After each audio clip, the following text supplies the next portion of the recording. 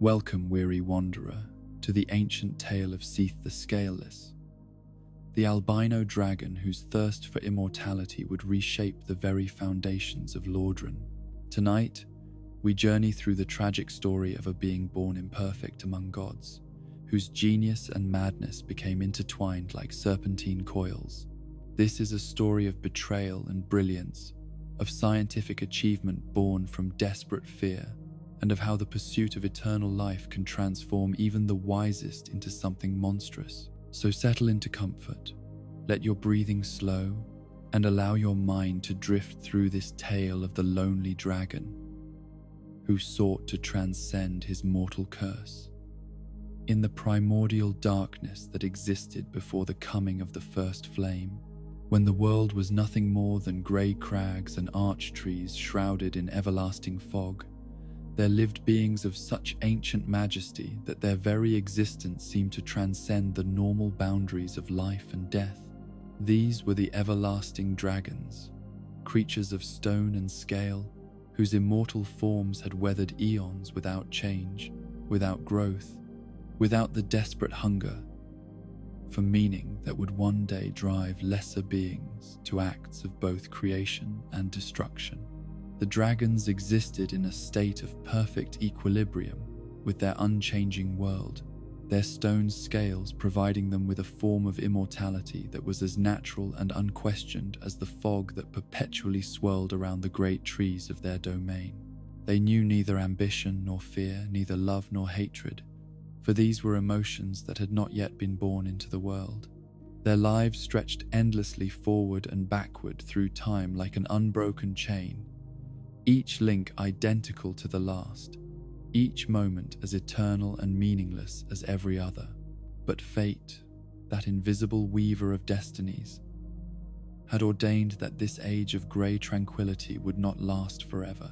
Deep within the earth, in chambers so far below the surface that they seemed to exist in another realm entirely, something stirred that would reshape not only the world of the dragons, but the very nature of existence itself. The first flame flickered into being like a newborn star, bringing with it forces that had never before existed in the cosmos. With the flame came disparity, the concept of difference that would allow for change and growth and all the terrible beauty that follows in their wake. Light was born, and with it, shadow. Heat emerged, and cold followed close behind. Life awakened, and death became its eternal companion. Most significantly of all, at least for the tale we tell tonight, the flame brought forth something that would prove more transformative than all its other gifts combined: the capacity for emotion. Into this world, transformed by fire and feeling, Seath the Scaleless came into existence, born at the very moment when the ancient order was beginning to crack and crumble. His birth was itself a portent of the changes that were sweeping across the world. For unlike his immortal kin, Seath emerged from whatever mysterious process creates dragons as something fundamentally different, fundamentally flawed. Where his brethren possessed the stone scales that granted them their eternal existence, Seath's hide was pale and naked, vulnerable to harm in ways that no dragon had ever experienced before. His lower body writhed with serpentine coils, instead of the mighty legs that carried other dragons across their domain, and his eyes, those windows to the soul that should have gazed upon the world with the timeless wisdom of his kind, were clouded and sightless from the moment of his birth. The absence of scales was more than merely a cosmetic difference, or even a simple physical vulnerability. Those stone plates that adorned every other dragon were the source of their immortality, the armor that protected them not just from physical harm, but from the one enemy that no amount of strength or cunning could ultimately defeat: time itself. Without them, Seath was as mortal as any of the lesser creatures that scurried beneath the great trees. His life measured not in eons but in mere centuries, his existence destined to end in the ultimate darkness that his immortal relatives would never need to face. Yet perhaps even more significant than his physical deformities was the timing of his birth. For Seath emerged into consciousness at the exact moment when the primordial crystal came into being, forged in the same fires that had brought the first flame to the world. This was no mere coincidence, but rather a sign written in the language of fate itself, a cosmic announcement that the Scaleless dragon's destiny would be intimately bound up with that miraculous artifact that pulsed with its own form of eternal power. The crystal was a thing of incomparable beauty and mystery, its faceted surface reflecting light in patterns that seemed to reveal glimpses of other worlds, other possibilities that existed beyond the boundaries of normal sight. Within its crystalline heart dwelt a form of immortality that was different from the stone-scaled eternity of the dragons. More fragile, perhaps, but also more potent, requiring not the passive endurance of unchanging existence, but active will and constant vigilance to maintain. As Seath grew to maturity in a world that was rapidly changing around him, he became increasingly aware of his unique and terrible position among his own kind. The other dragons regarded him with the same detached indifference with which they viewed all things, for emotion and judgment were still foreign concepts to beings who had existed in perfect stasis for time beyond memory. They did not mock him or shun him, for such behaviors would have required a capacity for cruelty that had not yet awakened in their ancient minds. But neither did they understand him or offer him the comfort that a creature so fundamentally different from his peers might have desperately needed. Seath found himself trapped in a liminal space between the immortal and the mortal, belonging fully to neither world yet forced to exist in both. He possessed the knowledge and perspective of a dragon, the accumulated wisdom of countless years spent observing the slow cycles of the natural world. Yet he also carried within him the terrible awareness of his own finite nature that marked him as something else entirely. The emotions that had come into the world with the first flame took root in Seath's consciousness with a virulence that would have been impossible in his scaled brethren, where they remained largely untouched by the new forces of feeling that were reshaping reality around them. The Scaleless dragon found himself consumed by passions that grew stronger and more complex with each passing year.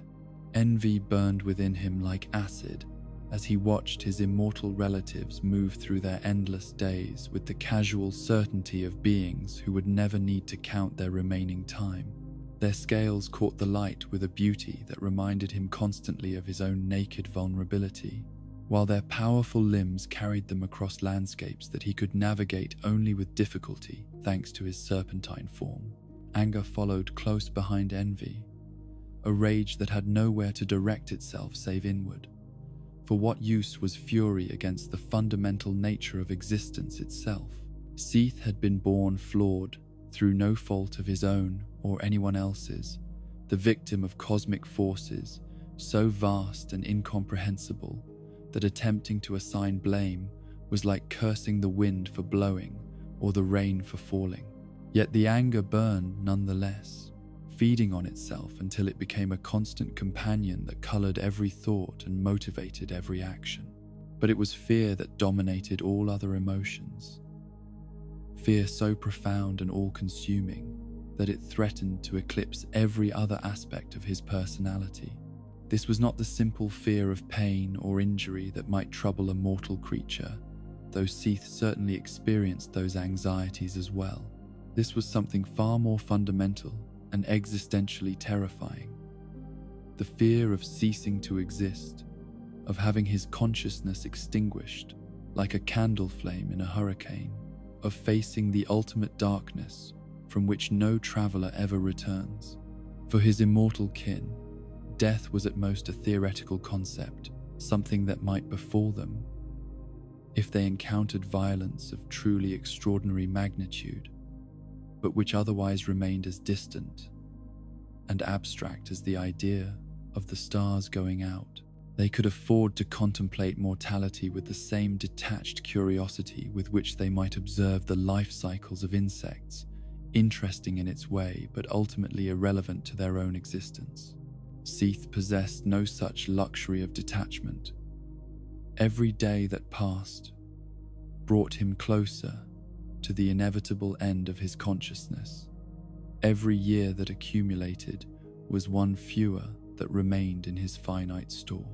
He found himself counting time in ways that would have been incomprehensible to his eternal relatives, measuring not just days and seasons, but estimating how many centuries might remain to him, calculating the dwindling resource of his own existence with the desperate precision of a miser counting his last coins. The psychological weight of this unique position among his own kind began to warp Seath's perceptions and priorities in ways that would have profound consequences not just for him, but for the entire world. Where other dragons could afford to be patient, to allow events to unfold over millennia without concern, Seath felt the constant pressure of his own mortality, driving him toward increasingly desperate measures. As the years passed and the changes brought by the first flame continued to reshape the world around him, Seath began to develop an obsession that would define the rest of his existence. If he could not be born with the immortality of his scaled brethren, then perhaps he could acquire it through other means. If the stone plates that nature had denied him could not be grown, then perhaps they could be stolen, transplanted, grafted onto his own vulnerable form through methods that his immortal relatives would never need to consider. The idea was audacious beyond measure, requiring not just incredible courage, but also a willingness to transgress against the natural order in ways that no dragon had ever contemplated. Yet for a being trapped between mortality and immortality, facing the prospect of eventual extinction while surrounded by creatures who would never know such terror, even the most desperate measures began to seem not just reasonable but inevitable. The seeds of betrayal that would eventually reshape the entire world were planted in these early years of Seath's existence, growing slowly but steadily in the fertile soil of his fear and desperation. He began to observe his immortal relatives not with the affection one might feel for family, but with the calculating gaze of a student studying specimens, noting the precise arrangement of their scales, the way the stone plates interlocked to provide perfect protection, the subtle variations that might offer clues about how such armor might be removed and repurposed. Yet even as these dark thoughts took root in his mind, Seath was not yet ready to act upon them. The dragons remained his only companions in a world that was growing stranger and more dangerous with each passing year. And despite his growing resentment and envy, some part of him still hoped that he might find a way to achieve immortality without destroying those who shared his ancient heritage. But fate, that cosmic force that had ordained his birth at the moment of the first flame's emergence, had other plans for the Scaleless dragon. Forces were stirring in the world beyond the grey crags and arch trees, powers that would soon challenge the dragon's eternal dominion and offer Seath the opportunity he had been unconsciously seeking since the moment of his birth. The stage was being set for a conflict that would transform not just the world of the dragons, but the entire nature of existence itself. And at its center stood the pale, scaleless figure of Seath the Imperfect, whose desperate quest for immortality would ultimately reshape the destiny of every living thing in ways that none could foresee. As his fears deepened and his obsessions grew more consuming, Seath began to understand that his unique position might not be merely a curse but also an opportunity. Where his immortal relatives remained bound by ancient traditions and the slow-moving thought patterns of creatures who had all eternity to consider their actions, his own mortality gave him a sense of urgency that could be transformed into a powerful advantage. The Scaleless dragon had been born into a world on the verge of transformation, and perhaps, if he was clever enough and ruthless enough and desperate enough, he could find a way to not merely survive that transformation, but to profit from it in ways that would grant him the immortality he craved. The path ahead was dark and uncertain, fraught with dangers that would test every aspect of his nature. But for a creature facing the ultimate darkness of extinction, even the most perilous road forward seemed preferable to the alternative of simply accepting his fate. In the growing twilight of the Age of Ancients, as powers beyond the dragon's comprehension began to stir in the depths of the world, Seath the Scaleless prepared to make choices that would echo through history for ages to come, decisions that would transform him from a pitiable outcast into one of the most significant figures in the annals of Lordran. The lonely dragon's quest for immortality was about to begin in earnest, and the world would never be the same. While Seath the Scaleless wrestled with the growing awareness of his own mortality and the terrible isolation that came with being the only dying creature in a realm of immortals, forces beyond the grey crags and arch trees were stirring with an intensity that would soon reshape the very foundations of existence. The first flame that had brought emotion and disparity into the world had also awakened beings of tremendous power and ambition, entities who would not be content to remain in the shadows while the ancient dragons maintained their eternal dominion over the earth. In the depths below the world's surface, where the flame burned brightest and its influence was most profound, three figures had emerged who would come to be known as the Lords of Cinder. Each possessed a fragment of the flame's power, a lord's soul that granted them abilities far beyond those of ordinary beings, and with that power came the vision and ambition necessary to challenge an order that had remained unchanged since the beginning of time itself. Gwyn, who would one day be called the Lord of Sunlight, had claimed the most radiant portion of the flame's power, and with it had developed abilities that seemed to mirror the sun itself. His lightning could split the sky and illuminate the darkest corners of the world, while his presence brought warmth and light to places that had known only the grey twilight of the Age of Ancients. Around him gathered others who were drawn to his luminous power, forming the foundation of what would eventually become a civilization based on fire and light rather than stone and stasis. The Witch of Izalith had discovered within the flame the secrets of life itself, the ability to nurture and create in ways that had never before been possible. Her magic could transform barren landscapes into gardens of impossible beauty, could breathe consciousness into inanimate objects, could weave the very essence of existence into new forms that served her will. She became the mother of demons and the architect of life, her power representing the creative potential that lay hidden within the cosmic forces the flame had unleashed. Nito, the first of the dead, had found in the fire's depths something that at first seemed contradictory to its nature of illumination and life.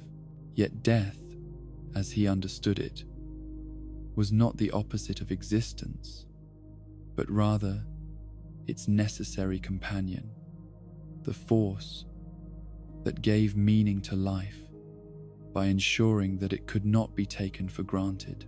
His domain over mortality granted him power over disease and decay, over the inevitable entropy that would claim even the mightiest creations in time. Together, these three lords represented something that the world had never seen before. Beings who possessed both the power to challenge the ancient dragons and the will to do so. Where the dragons existed in perfect equilibrium with their unchanging realm, the lords burned with ambition and the desperate energy that comes from creatures who know their time is limited and must make the most of every moment they possess. Yet for all their newfound power, the lords understood that the dragons' immortality and their stone scales made them seemingly invincible opponents. Direct confrontation with beings who had weathered eons without change who could not be killed by conventional means, who possessed the accumulated wisdom of ages beyond counting, would be suicide for even the most powerful flame-blessed entities. The Lords needed something more than raw power to achieve victory against such formidable enemies. They needed knowledge that only one being in all the world possessed, secrets that could turn the dragon's greatest strengths into fatal vulnerabilities. They needed information that could only come from someone who understood the ancient dragons from within their own ranks, someone who had observed them with the intimacy that comes from shared existence. They needed Seath the Scaleless. The approach that the Lords made to the outcast dragon was subtle at first, carried out through intermediaries and couched in language that suggested alliance rather than exploitation. They understood that Seath's position among his own kind was precarious at best, that his mortality made him an object of curiosity rather than acceptance among the immortal dragons, that his desperate need for some form of security in a world growing more dangerous by the day might make him receptive to offers of partnership from unexpected sources. The initial contacts were exploratory, testing the scaleless dragon's receptiveness to ideas that would have been unthinkable to his immortal relatives. The Lord spoke of the changing world, of the opportunities that the new age might bring to those clever enough to position themselves advantageously, of the benefits that might accrue to someone who chose to align himself with the rising powers rather than clinging to the fading glories of the past. Seath listened to these overtures with the desperate attention of someone who had been drowning for so long that any outstretched hand seemed like salvation, regardless of who might be offering it. The Lord's words resonated with fears and desires that he had been nurturing in secret for years, ambitions that he had barely dared acknowledge even to himself, but which their proposals brought into sharp and terrible focus. The dragon's knowledge of his own kind was indeed intimate and comprehensive in ways that the Lords could never have achieved through external observation. He understood not just the obvious strengths that the ancient dragons possessed, but also the subtle vulnerabilities that lay hidden beneath their seemingly impregnable defenses. He knew the precise composition and arrangement of their stone scales, the way those protective plates interlocked to create armor that had never been penetrated by any force the world had yet produced. More crucially, Seath had discovered through long and careful observation something that would prove to be the key to the dragon's defeat. The scales that granted his brethren their immortality were not merely external armor, but were intimately connected to the life force of each dragon, drawing power from sources that lay deep within their essential nature. They could be damaged, could be torn away from their anchoring points, but only by forces that resonated with specific frequencies and intensities that most weapons could never achieve. Lightning, Seath had learned through patient study, possessed qualities that could disrupt the harmonic patterns that bound the scales to their owners. The electrical discharges that occasionally split the sky during the rare storms of the Age of Ancients had a peculiar effect on Dragonhide, causing momentary disruptions in the scale's protective properties that lasted only seconds but suggested vulnerabilities that a clever enemy might be able to exploit. The knowledge was theoretical at best, based on observations of phenomena so rare that most dragons had never even witnessed them, let alone experienced their effects personally.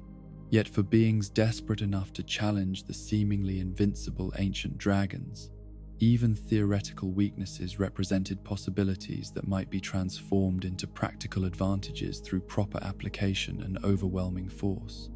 Seath found himself faced with a choice that would define not only his own future, but the destiny of his entire species. He could remain loyal to his immortal kin, accepting his role as the mortal outcast among eternal beings, living out his limited lifespan in the shadow of creatures who would never truly understand or accept him. Or he could embrace the opportunity that the Lords offered, trading his knowledge for promises of power and security that might allow him to transcend the limitations of his flawed birth. The decision, when he finally made it, was driven not by rational calculation but by the accumulated weight of years spent in isolation and fear. Every day of watching his immortal relatives move through their endless existence without concern for the passage of time, every night spent contemplating his own inevitable extinction, while surrounded by beings who would never know such terror, every moment of awareness that he was fundamentally different from those who should have been his family. All of these experiences crystallized into a single moment of desperate determination. Seath chose betrayal, not because he hated his fellow dragons, but because he loved his own existence more than he could bear the thought of losing it. The Scaleless dragon made his bargain with the Lords of Cinder, trading the secrets of his people's vulnerabilities for promises of power, position, and most importantly, the possibility of achieving the immortality that nature had denied him. The intelligence that Seath provided to the Lords was precise, detailed, and devastating in its implications. He revealed not just the theoretical vulnerability to lightning that he had discovered, but also practical information about dragon behavior, their preferred habitats, their methods of combat, their social structures, and every other piece of knowledge that might give their enemies an advantage in the coming conflict. Most crucially, he provided information about the specific techniques that would be required to strip the scales from living dragons, the precise application of electrical force that could disrupt the bonds between armor and flesh without requiring the overwhelming power that would be needed to simply destroy the creatures outright. This knowledge transformed what would have been a war of attrition lasting millennia into a conflict that could potentially be won within a reasonable time frame by beings whose own existence was measured in centuries rather than eons.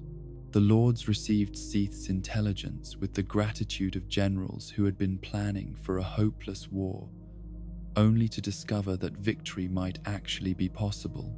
They began preparations for a conflict unlike anything the world had ever seen, gathering armies of beings blessed by the flame's power, forging weapons that could channel lightning with devastating precision, developing strategies that could exploit the vulnerabilities that only their draconic ally understood.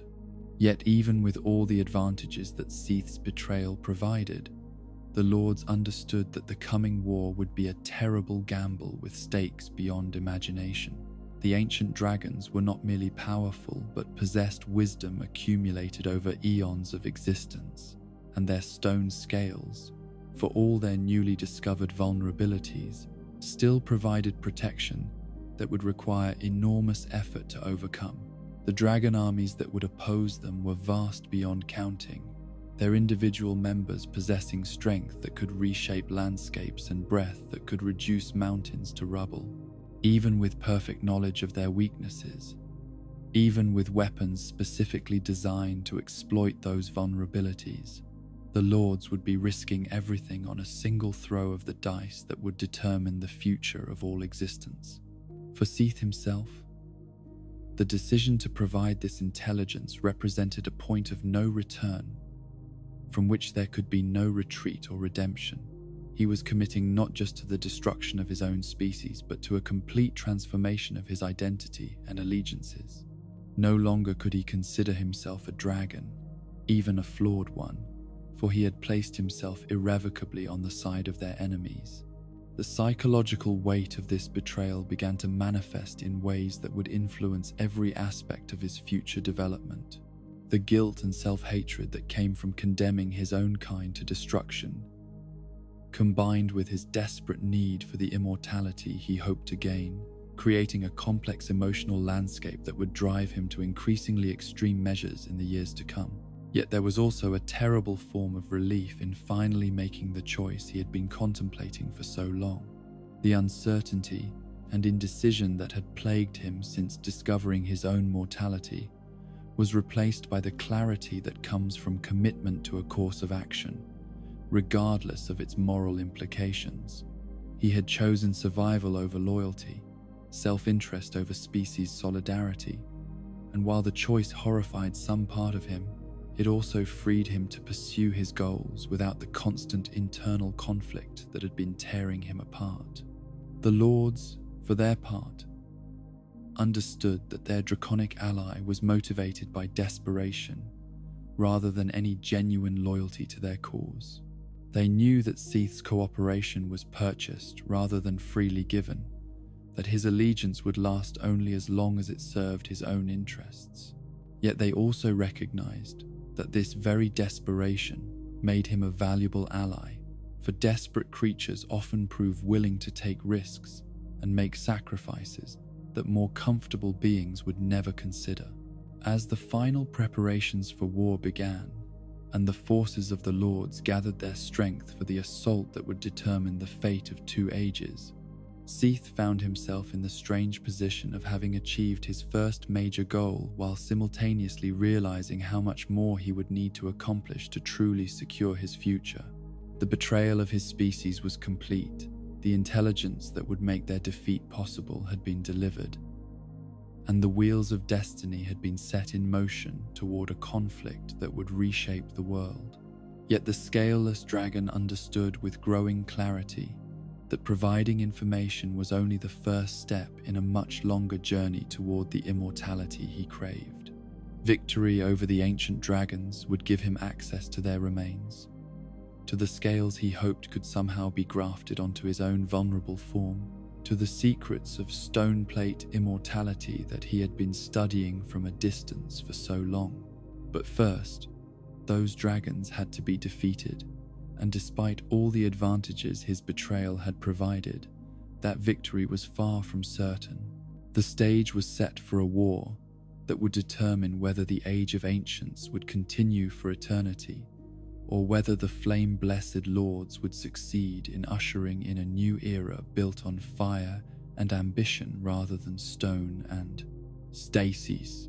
At the center of it all stood Seath the Scaleless, no longer a dragon, but not yet whatever he hoped to become. His fate bound up with the outcome of a conflict he had made possible through his own desperate choices. The lonely dragon's quest for immortality had led him to the brink of the greatest betrayal in history, and there could be no turning back from the path he had chosen. The war was coming, and with it would come either the salvation he sought or the destruction of everything he had ever known. The war that followed Seath's betrayal would be remembered across all the ages to come as the most cataclysmic conflict in the history of the world, a struggle so vast and terrible that its echoes would resonate through every subsequent era until the very end of time itself. The forces that gathered on opposing sides represented not merely different factions, but entirely different concepts of what existence should be, competing visions of reality that could not coexist in the same universe. On one side stood the ancient dragons, beings whose immortal existence had spanned eons beyond counting, whose stone scales had weathered the passage of ages without change or decay. They possessed power that seemed to emanate from the very foundations of the world itself, breath that could reshape landscapes and claws that could tear through substances that had been considered indestructible. Their army was not merely vast, but seemingly infinite, for every peak and crag throughout their domain housed creatures whose individual strength could match that of entire armies from the flame-blessed forces arrayed against them. Yet, for all their incredible power and seeming invincibility, the dragons entered this conflict at a profound disadvantage that they could neither recognize nor comprehend. Their immortal nature, which had been their greatest strength throughout the endless years of the Age of Ancients, had also become a critical weakness in this new era of rapid change and desperate innovation. They thought and moved with the ponderous deliberation of beings who had all eternity to consider their actions, creatures for whom urgency was an alien concept and adaptation, an unnecessary skill. The Lords of Cinder, by contrast, burned with the desperate intensity of mortal beings who understood that their window of opportunity was limited and might never come again. Gwyn's lightning crackled with the accumulated power of the flame itself, refined and focused through weapons and techniques that had been developed specifically for this singular purpose. The Witch of Izalith commanded legions of creatures born from her own magical experimentation, beings of flame and chaos who existed for no purpose other than the destruction of their ancient enemies. Nito brought forth armies of the undead, warriors who could not truly die and thus possessed a form of persistence that could match even the dragon's legendary endurance. The early battles of the war were devastating beyond description, conflicts that left permanent scars upon the very landscape where they were fought. Mountains were leveled, valleys were carved from solid stone, and the sky itself seemed to burn with the intensity of forces that had never before been unleashed in such concentrated fury. The dragon's breath weapons turned entire regions into seas of molten rock, while the Lord's lightning strikes left great furrows in the earth that would remain visible for millennia to come. Yet gradually, inexorably, the advantages that Seath's intelligence had provided began to manifest in ways that shifted the balance of the conflict toward the flame-blessed forces. The precise application of electrical energy that the Scaleless dragon had described proved devastatingly effective against the stone scales that had protected his former kin for so long.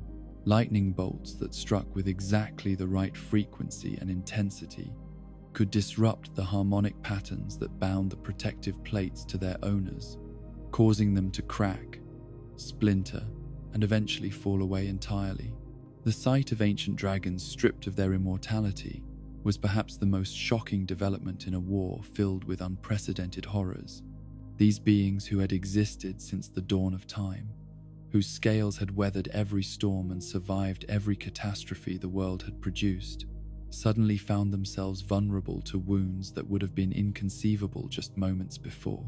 The psychological impact of this transformation was perhaps even more devastating than the physical damage, as creatures who had never known fear suddenly found themselves face to face with their own mortality. Seath himself did not participate directly in the great battles that raged across the world, for his physical limitations and his precarious position as a traitor to his own species made him unsuitable for frontline combat. Instead, he remained in the background, providing ongoing intelligence and tactical advice to the Lords, while anxiously awaiting the outcome of conflicts that would determine not only the fate of the world, but his own chances of achieving the immortality he had sacrificed everything to obtain. The Scaleless dragon watched from afar as his former brethren fell one by one before the combined might of lightning and flame, their great forms crashing to earth with impacts that shook the foundations of mountains. Each death brought him closer to his ultimate goal, each fallen dragon representing a potential source of the scales he hoped to harvest and somehow integrate into his own vulnerable form. Yet each death also deepened his isolation from everything he had once known, cutting another thread that had connected him to his ancient heritage.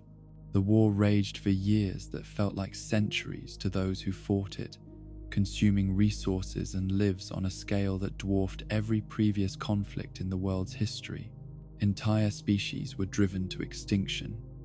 Landscapes were permanently transformed, and the very nature of existence began to shift as the balance of power moved away from the stone-scaled immortals toward the flame-blessed mortals who had dared to challenge them. The turning point came when the Lords managed to coordinate a massive assault against the greatest concentration of dragon forces, a battle that would later be remembered as the defining moment of the entire war. Lightning fell from the sky like rain, each bolt precisely targeted to exploit the vulnerabilities that only Seath understood, while armies of demons and undead warriors pressed forward through devastation that would have stopped any conventional force. The dragons fought with the desperate fury of beings who were beginning to understand that their eternal dominion was coming to an end, their breath weapons turning the battlefield into a hellscape of molten rock and superheated air. Yet even their incredible power could not overcome the combination of precise knowledge and overwhelming force that their enemies brought to bear against them. One by one, the mightiest of their kind fell to the earth, their great wings no longer able to carry them aloft, their immortal forms finally succumbing to wounds that their scales could no longer prevent. As the last of the great dragon lords crashed to the ground and lay still, the Age of Ancients died with them, its eternal twilight finally giving way to the blazing dawn of the Age of Fire. The Lords of Cinder stood victorious over the ruins of their ancient enemies, their triumph complete, but purchased at a cost that would influence every aspect of the world they had won through their desperate gamble. For Seath, the moment of victory brought not celebration but a crushing realization that would haunt him for the rest of his extended existence. The Scaleless dragon had betrayed his entire species based on the assumption that their immortality could be transferred, that the stone scales which granted them eternal life could somehow be harvested from their corpses and integrated into his own vulnerable form. The truth, which became apparent only after the dragons lay dead and he could examine their remains directly, was far more devastating than any defeat in battle could have been. The scales that had protected his brethren for eons beyond counting were not merely external armor, but were intimately and inseparably connected to the life force of their original owners. The moment a dragon died, its scales began to lose the properties that made them valuable, becoming nothing more than ordinary stone that crumbled to dust at the slightest touch. The ancient wisdom that spoke of a dragon being inseparable from its scales was not merely metaphorical but represented a fundamental truth about the nature of draconic immortality. The protective plates drew their power from the living essence of their bearers, creating a symbiotic relationship so complete that neither could exist without the other. Death severed this connection instantly and permanently, rendering the scales as mortal and fragile as any other mineral formation. Seath stood among the corpses of his former kin, his hands filled with the dust that had once been the foundation of their eternal existence, and experienced a despair so profound that it seemed to echo through his very soul. The betrayal that had made him complicit in genocide had been motivated by a fundamental misunderstanding of the very forces he had sought to claim for himself. His former brethren had died for nothing more substantial than his own ignorance and desperate hope. The sound that emerged from the scaleless dragon in that moment was neither roar nor scream, but something that seemed to encompass both and transcend either, a cry of anguish that spoke to the ultimate futility of his sacrifice and the terrible price of his ambition. He had traded the lives of every member of his species for the chance to claim an immortality that had never actually existed in the form he had imagined it. Yet even as despair threatened to consume him entirely, Seath's survival instincts and his desperate need for some form of security began to reassert themselves. The scales might be useless, crumbling to powder in his grasp, but he was not entirely without resources or allies. The lords who had benefited from his treachery were not ungrateful creatures, and they understood that their victory had been made possible by intelligence that only he could have provided. Gwyn, in particular, recognized that the scaleless dragon's contributions to their triumph deserved recognition and reward, even if the primary motivation had been self-interest rather than loyalty to their cause. The Lord of Sunlight was a being who understood the importance of honoring agreements and maintaining the support of those who had proven useful, for the world they had won would require careful governance and the cooperation of all who possessed knowledge and power. The reward that Gwyn offered was generous, beyond what Seath had dared hope for in his darkest moments of doubt about the war's outcome. He was granted a dukedom, a title that placed him among the highest nobility of the new order that was emerging from the ashes of the Age of Ancients. More importantly, he was given control over the Duke's archives, a vast repository of knowledge that had been accumulated during the long years when the Lords had been preparing for their challenge to the dragon's dominion. The archives represented something unprecedented in the history of the world, a systematic attempt to gather, organize, and preserve knowledge across multiple disciplines and schools of thought. Where the dragons had possessed individual wisdom accumulated over eons of existence, the archives contained the collective learning of entire civilizations, the fruits of collaboration between minds that had approached problems from countless different angles and perspectives. For a being whose own existence had been shaped by isolation and the desperate need to understand forces beyond his immediate experience, access to such a treasure trove of information was a form of wealth that transcended any material reward. The archives contained not just practical knowledge about magic and technology, but also philosophical treatises on the nature of existence, historical accounts of events that predated even the dragon's long memories, and theoretical works that explored possibilities so abstract that they bordered on pure imagination. Seath took possession of his new domain with the gratitude of someone who had been drowning and suddenly found solid ground beneath his feet.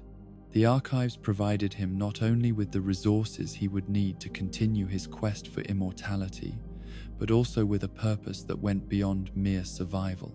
He had become the keeper of knowledge, the guardian of learning, the scholar lord whose understanding would help shape the development of the new age that was dawning.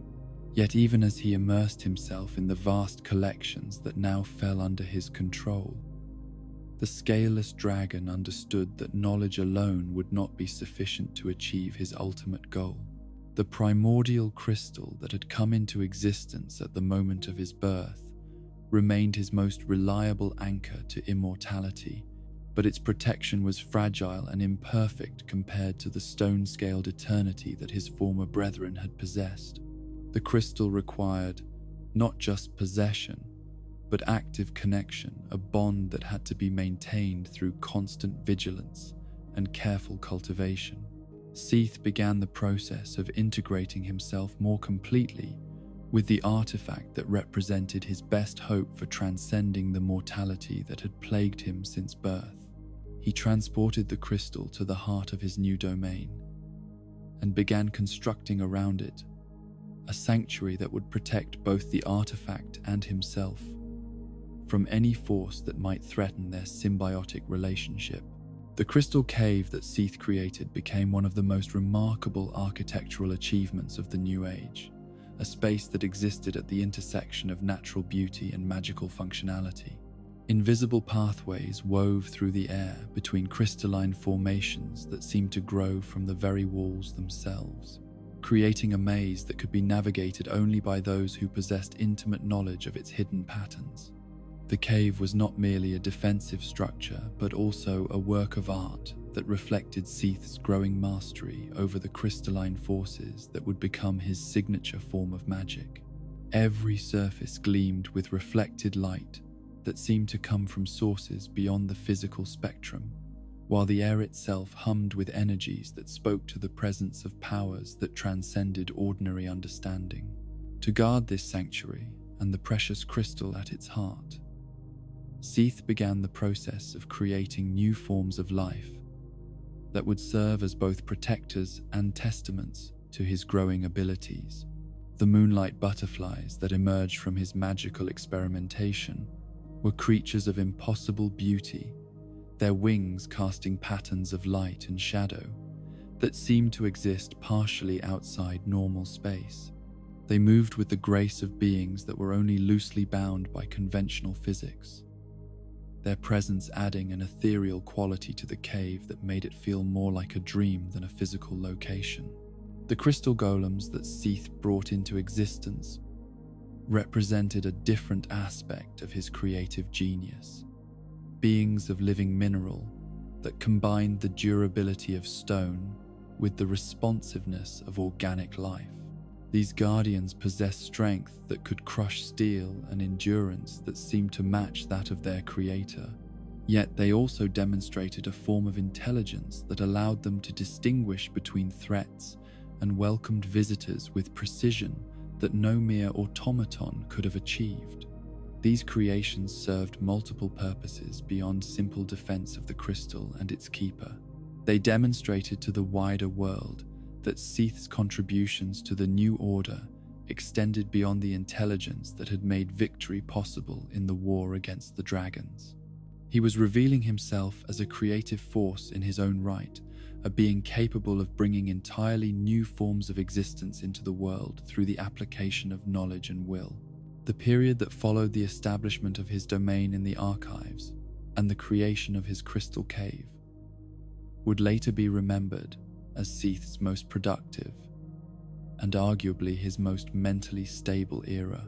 Freed from the desperate uncertainty that had characterized his existence during the Age of Ancients and the war that ended it, he was able to focus his considerable intellect on pursuits that brought him both satisfaction and recognition from his new peers. The knowledge contained within the Duke's archives provided him with a foundation upon which to build understanding that went far beyond anything he could have achieved through individual study and observation. The collected wisdom of the Lord's civilization, combined with his own draconic heritage and his unique perspective as a being who existed between different forms of existence, allowed him to make connections and discoveries that would have been impossible for any purely mortal or purely immortal intelligence. Seath's research during this period led to breakthroughs that would influence the development of magic and science for ages to come. His work with crystalline structures and their interaction with various forms of energy laid the foundation for entirely new schools of magical theory, while his experiments with the integration of organic and mineral components opened possibilities that had never before been explored. Most significantly, during this time, Seath achieved the goal that had motivated his betrayal of the dragons, but through means he had never originally considered. Unable to claim the immortality of stone scales, he instead developed a form of existence that combined the best aspects of both mortal and immortal nature. Through careful integration with crystalline structures and deep connection to the primordial crystal itself, he achieved a form of undeath that granted him protection from mortality without the static, unchanging nature that had characterized his former brethren. This crystalline transformation was not merely functional but also aesthetic, changing his appearance from the pale, scaleless form he had been born with to something that gleamed with inner light and reflected the colors of the spectrum in patterns that seemed to shift with his moods and intentions. He had become not just immortal but beautiful, his form now reflecting the power and wisdom he had accumulated through his long struggle against the limitations of his original nature. The process of achieving this transformation was not without cost or risk. The integration with crystalline forces required him to surrender aspects of his original draconic nature while embracing forms of existence that were largely untested and potentially unstable. Yet for a being who had spent his entire existence seeking some form of security against the terror of mortality, even an imperfect immortality was preferable to the alternative of simply accepting his fate. The success of his transformation marked the beginning of what would be remembered as Seath's Golden Age, a period when his creative output and intellectual achievements reached heights that impressed even his fellow lords. He became known throughout Lordran not as the traitor who had betrayed his species, but as the scholar-sorcerer whose innovations were advancing civilization in ways that benefited everyone. During this time, Seath developed the Crystal Ember, an artifact that represented one of the most significant advances in metallurgy and magical crafting that the world had ever seen. This tool, which he generously shared with the blacksmiths and craftsmen of the new civilization, allowed for the creation of weapons and armor that incorporated crystalline elements into their structure, granting them properties that far exceeded anything that could be achieved through conventional means. The ember was not merely a tool, but a testament to Seath's growing mastery over the forces that he had chosen to make his own. It demonstrated his ability to create artifacts of lasting value that could benefit others, while simultaneously advancing his own understanding of the principles that governed crystalline magic. The weapons and armor created using his ember became legendary throughout Lordran, prized not only for their superior performance, but also for their beauty and the prestige associated with owning something created through Seath's innovations. Even more significantly, during this period, Seath established himself as the founder and first practitioner of what would become known as sorcery, a school of magic that approached the manipulation of reality through intellectual understanding rather than instinctive connection to natural forces. Where other forms of magic relied on emotion, tradition, or divine inspiration, sorcery demanded study, experimentation, and the kind of analytical thinking that Seath had developed through his years of desperate research into the nature of immortality. The sorceries that emerged from his research were elegant in their precision and devastating in their effectiveness, representing an entirely new approach to the manipulation of energy and matter. These techniques spread throughout the emerging civilization, giving rise to a class of scholar mages who followed in Seath's footsteps by seeking to understand the underlying principles that governed magical phenomena rather than simply accepting them as mysteries beyond mortal comprehension. To assist in his ongoing research and to compensate for the blindness that had afflicted him since birth, Seath began gathering around him servants who could serve as both students and extensions of his own limited senses. The channelers who emerged from this process were beings who had been modified through magical means to possess 6 eyes instead of the normal 2, granting them visual capabilities that far exceeded those of ordinary creatures. These multi-eyed servants became essential to Seath's continued progress, serving as his eyes in the world beyond the crystal cave while also conducting their own research under his guidance. They represented a perfect synthesis of individual ability and collective purpose, each one capable of independent thought and action while remaining completely loyal to the master who had given them capabilities beyond their original nature. The channelers also served to spread Seath's influence throughout Lordran, establishing outposts of learning and research that extended his reach far beyond the confines of the Duke's archives. They became teachers and researchers in their own right, passing on the techniques and knowledge that Seath had developed while also contributing their own discoveries to the growing body of understanding that he was accumulating. During this golden period, Seath's contributions to the archive's collections were substantial and wide-ranging, representing what contemporary scholars described as the fruits of superior wisdom and an unquenchable desire for truth. His writings covered everything from theoretical discussions of the nature of reality to practical manuals for the application of crystalline magic, creating a body of work that would influence researchers and scholars for generations to come. Yet even as Seath achieved recognition and respect that exceeded anything he could have hoped for during his desperate years as an outcast among the ancient dragons, one obsession continued to dominate his thoughts and drive his actions. The transformation that had granted him crystalline immortality was remarkable and beautiful, but it was not the stone-scaled eternity that he had originally sought. His new form of existence was more fragile than he would have preferred, dependent on his connection to the primordial crystal in ways that left him vulnerable to threats that his former brethren would never have needed to consider. More importantly, the immortality he had achieved was incomplete in ways that gnawed at his consciousness like an unhealed wound. He had transcended mortality through artificial means, but he had not truly become what his dragon heritage suggested he should have been. The scales that should have been his birthright remained beyond his reach, existing now only in memory and in the dust that had once been the armor of his extinct relatives.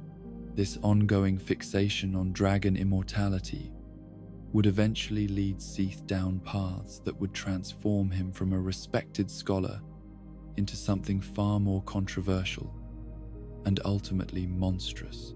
But during these golden years following his transformation, he was able to maintain the balance between his obsessions and his responsibilities, channeling his desperate needs into productive research that benefited both himself and the wider civilization of which he had become such an important part.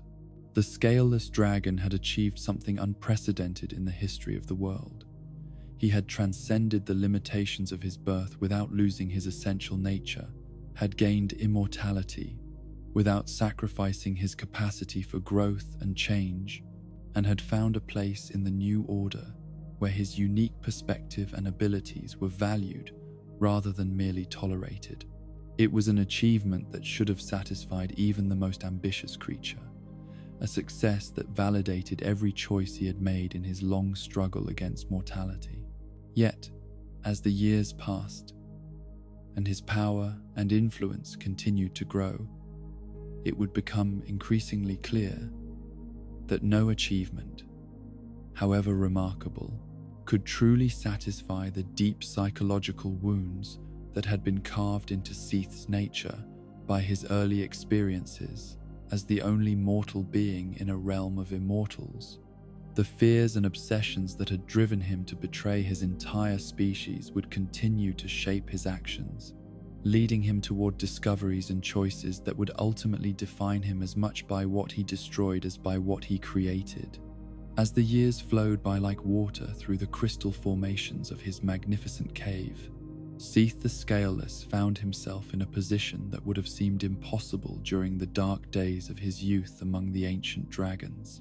He had achieved immortality through his crystalline transformation, gained respect and recognition throughout Lordran for his scholarly contributions, and established himself as one of the most influential figures in the new civilization that had emerged from the ashes of the Age of Ancients. The Duke's archives had become under his stewardship not merely a repository of existing knowledge, but a living center of learning, where new discoveries were made daily and the boundaries of understanding were constantly pushed into those previously unexplored territories. Scholars and researchers from across the known world made pilgrimages to study under his guidance, drawn by his reputation as the founder of sorcery and the creator of magical innovations that had transformed entire fields of study. His crystalline form gleamed with an inner light that reflected not just the physical transformation he had undergone, but also the accumulated wisdom and power he had gained through decades of intensive research and experimentation. The six-eyed channelers who served him had become renowned throughout Lordran for their own magical abilities, extensions of his will and intellect who carried his influence into every corner of the realm.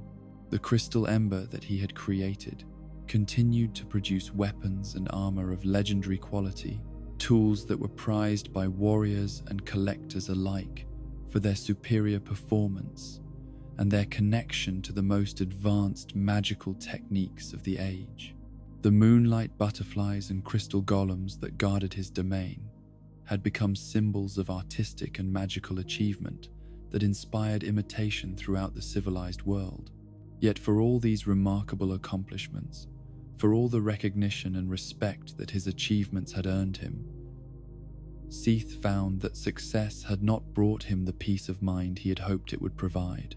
The crystalline immortality he had achieved, while certainly preferable to the mortality that had once threatened him with inevitable extinction, remained in his mind, an imperfect substitute for the stone-scaled eternity that should have been his birthright as a dragon. The transformation that had saved his life and granted him powers beyond those of ordinary mortals had also changed him in ways that sometimes felt like losses rather than gains. His new crystalline nature, beautiful as it was, lacked the organic completeness that characterized true dragon immortality. He remained dependent on his connection to the primordial crystal in ways that his extinct brethren had never needed to worry about. His existence still fundamentally fragile, despite all the protections he had built around himself. More troubling still was the growing awareness that his achievements, remarkable as they were, represented a form of compensation rather than true fulfillment. He had become the grandfather of sorcery because he could not be a true dragon. He had created new forms of life because he could not claim the natural immortality that should have been his inheritance. He had built a crystalline paradise because he could not return to the simple, unquestioned existence that his former brethren had enjoyed before their extinction. The obsession that had driven him to betray his entire species had not been cured by success, but had instead evolved into something more complex and potentially more dangerous. Where once he had fixated on the simple goal of acquiring dragon scales for transplantation, now he found himself consumed by a more ambitious and far more difficult objective: the recreation of true dragon immortality through artificial means. This new fixation was not born from the desperate fear of death that had characterized his earlier years, but from a more sophisticated understanding of what he had lost when his species was destroyed. The dragons had possessed something that went beyond mere immunity to aging and disease. They had embodied a form of existence that was perfect in its completeness, requiring nothing external to sustain itself, vulnerable only to violence of truly extraordinary magnitude. Seath's crystalline immortality, for all its advantages, remained dependent on external factors and careful maintenance in ways that true dragon immortality never had. His connection to the primordial crystal, while it granted him protection from death, also created a form of bondage that his extinct relatives had never experienced. They had been complete unto themselves. He remained fundamentally incomplete, his existence sustained by forces outside his own essential nature. The pursuit of true dragon immortality through artificial recreation became Seath's new consuming passion, a goal that would require him to push the boundaries of his research into territories that even his considerable genius had never before explored. The challenge was not merely technical but philosophical. How does one recreate something that evolved naturally over eons of time? Something that represented the perfection of a form of existence that no longer existed in the world? As his research into this seemingly impossible problem deepened, Seath began to develop theories and approaches that would have seemed unthinkable during his earlier period of recognized scholarly achievement.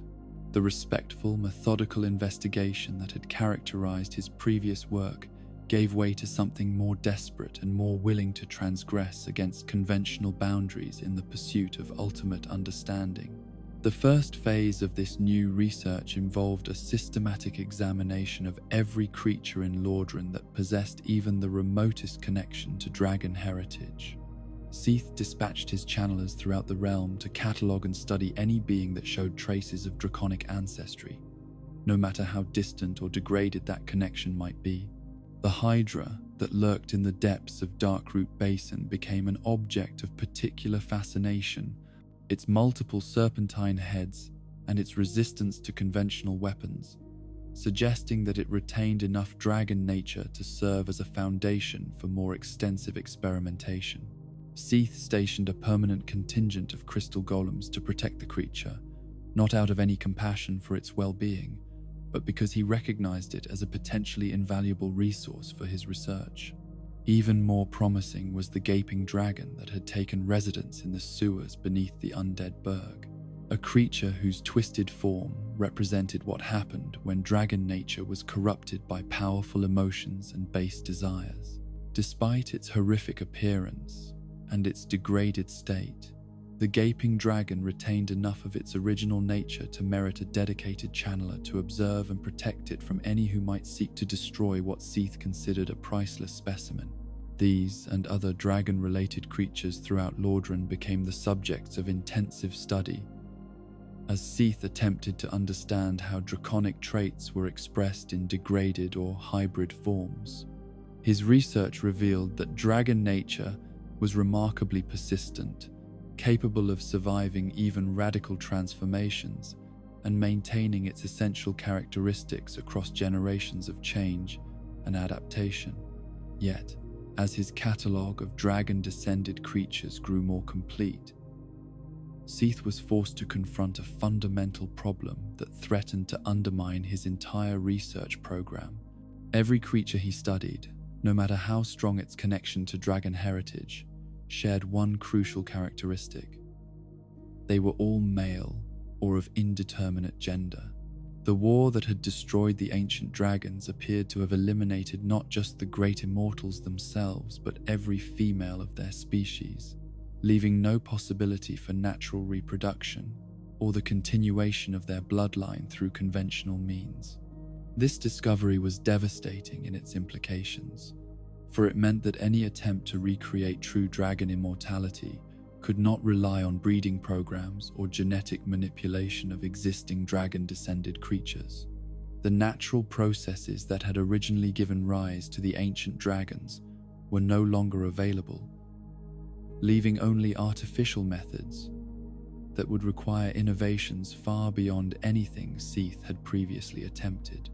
The realization that no female dragon survived anywhere in the world forced Seath to confront the true magnitude of the challenge he had set for himself. Creating artificial dragon immortality would not be a matter of perfecting existing processes, but of inventing entirely new forms of existence from fundamental principles. It would require him to become not just a researcher, but a creator, to take on the role that nature itself had once played in bringing his species into being.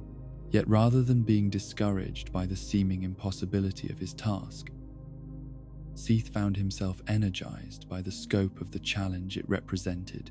He had already demonstrated his ability to create entirely new forms of life through his work with moonlight butterflies and crystal golems.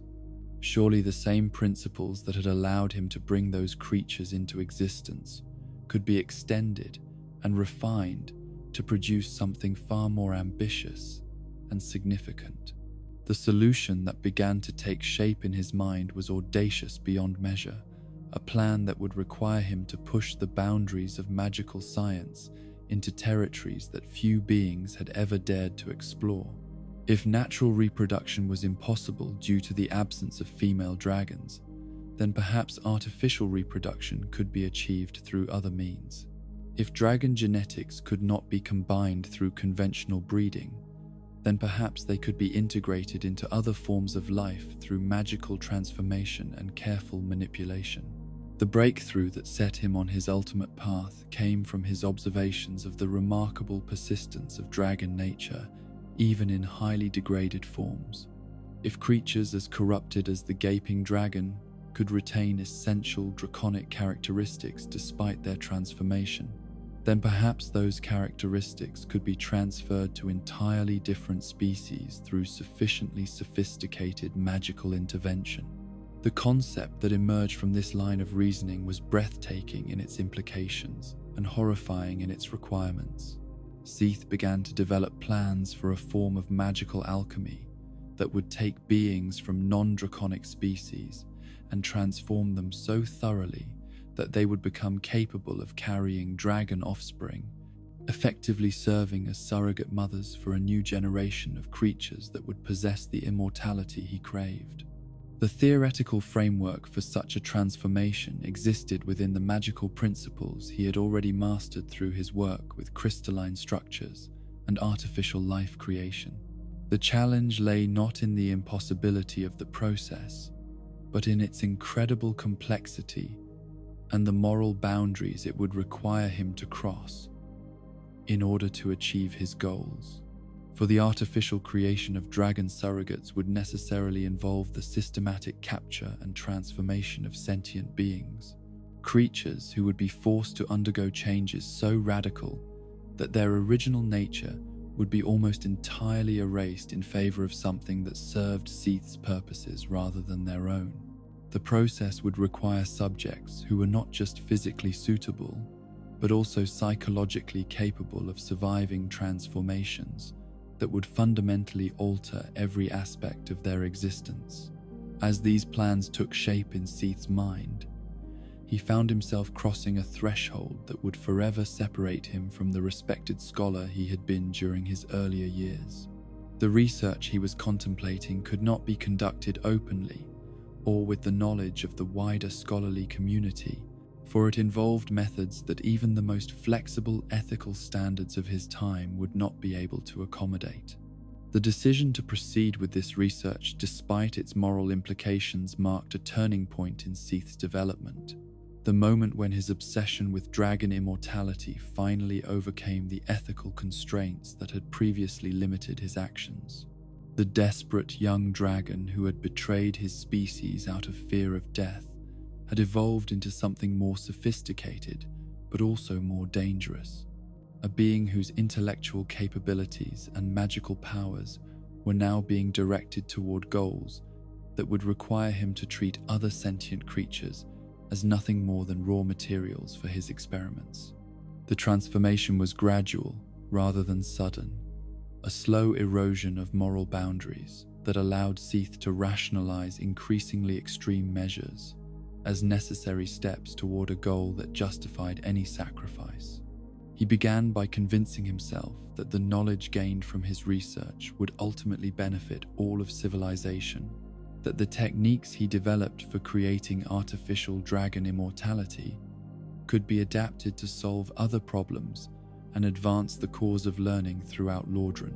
From there, it was a relatively short step to arguing that the temporary suffering of a few individuals was an acceptable price to pay for discoveries that could potentially grant eternal life to countless others.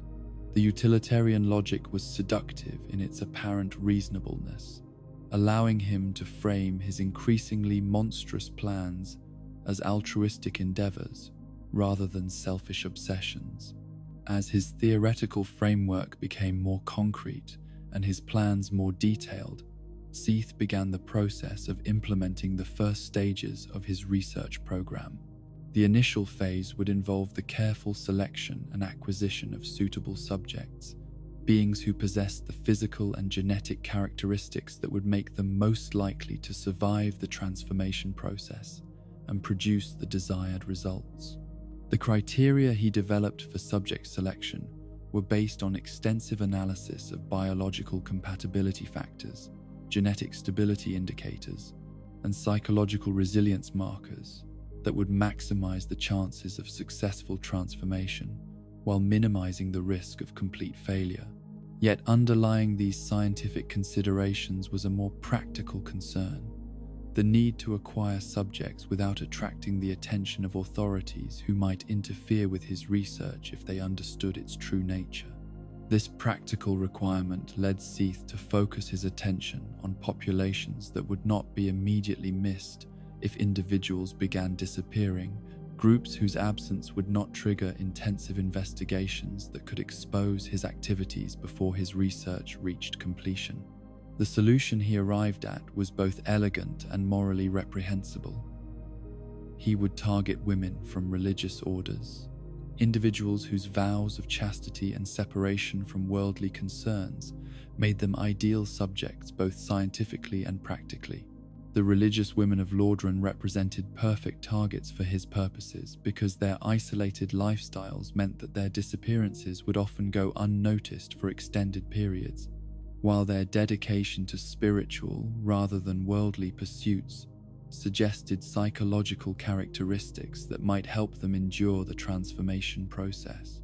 Most importantly, their vows of celibacy guaranteed that they would not be pregnant when captured, eliminating complications that could interfere with the artificial insemination and genetic manipulation that his research required. As Seath began instructing his channelers to initiate the systematic capture of women from various religious orders throughout Lordran, He crossed the final threshold that separated his current activities from anything that could be considered legitimate research. The respected scholar-sorcerer who had contributed so much to the advancement of magical knowledge was beginning his transformation into something far darker, a being whose genius would be forever tainted by the methods he employed in pursuit of his ultimate obsession. The outside world remained largely unaware of this transformation, continuing to regard Seath as the brilliant but harmless scholar whose innovations had enriched their civilization.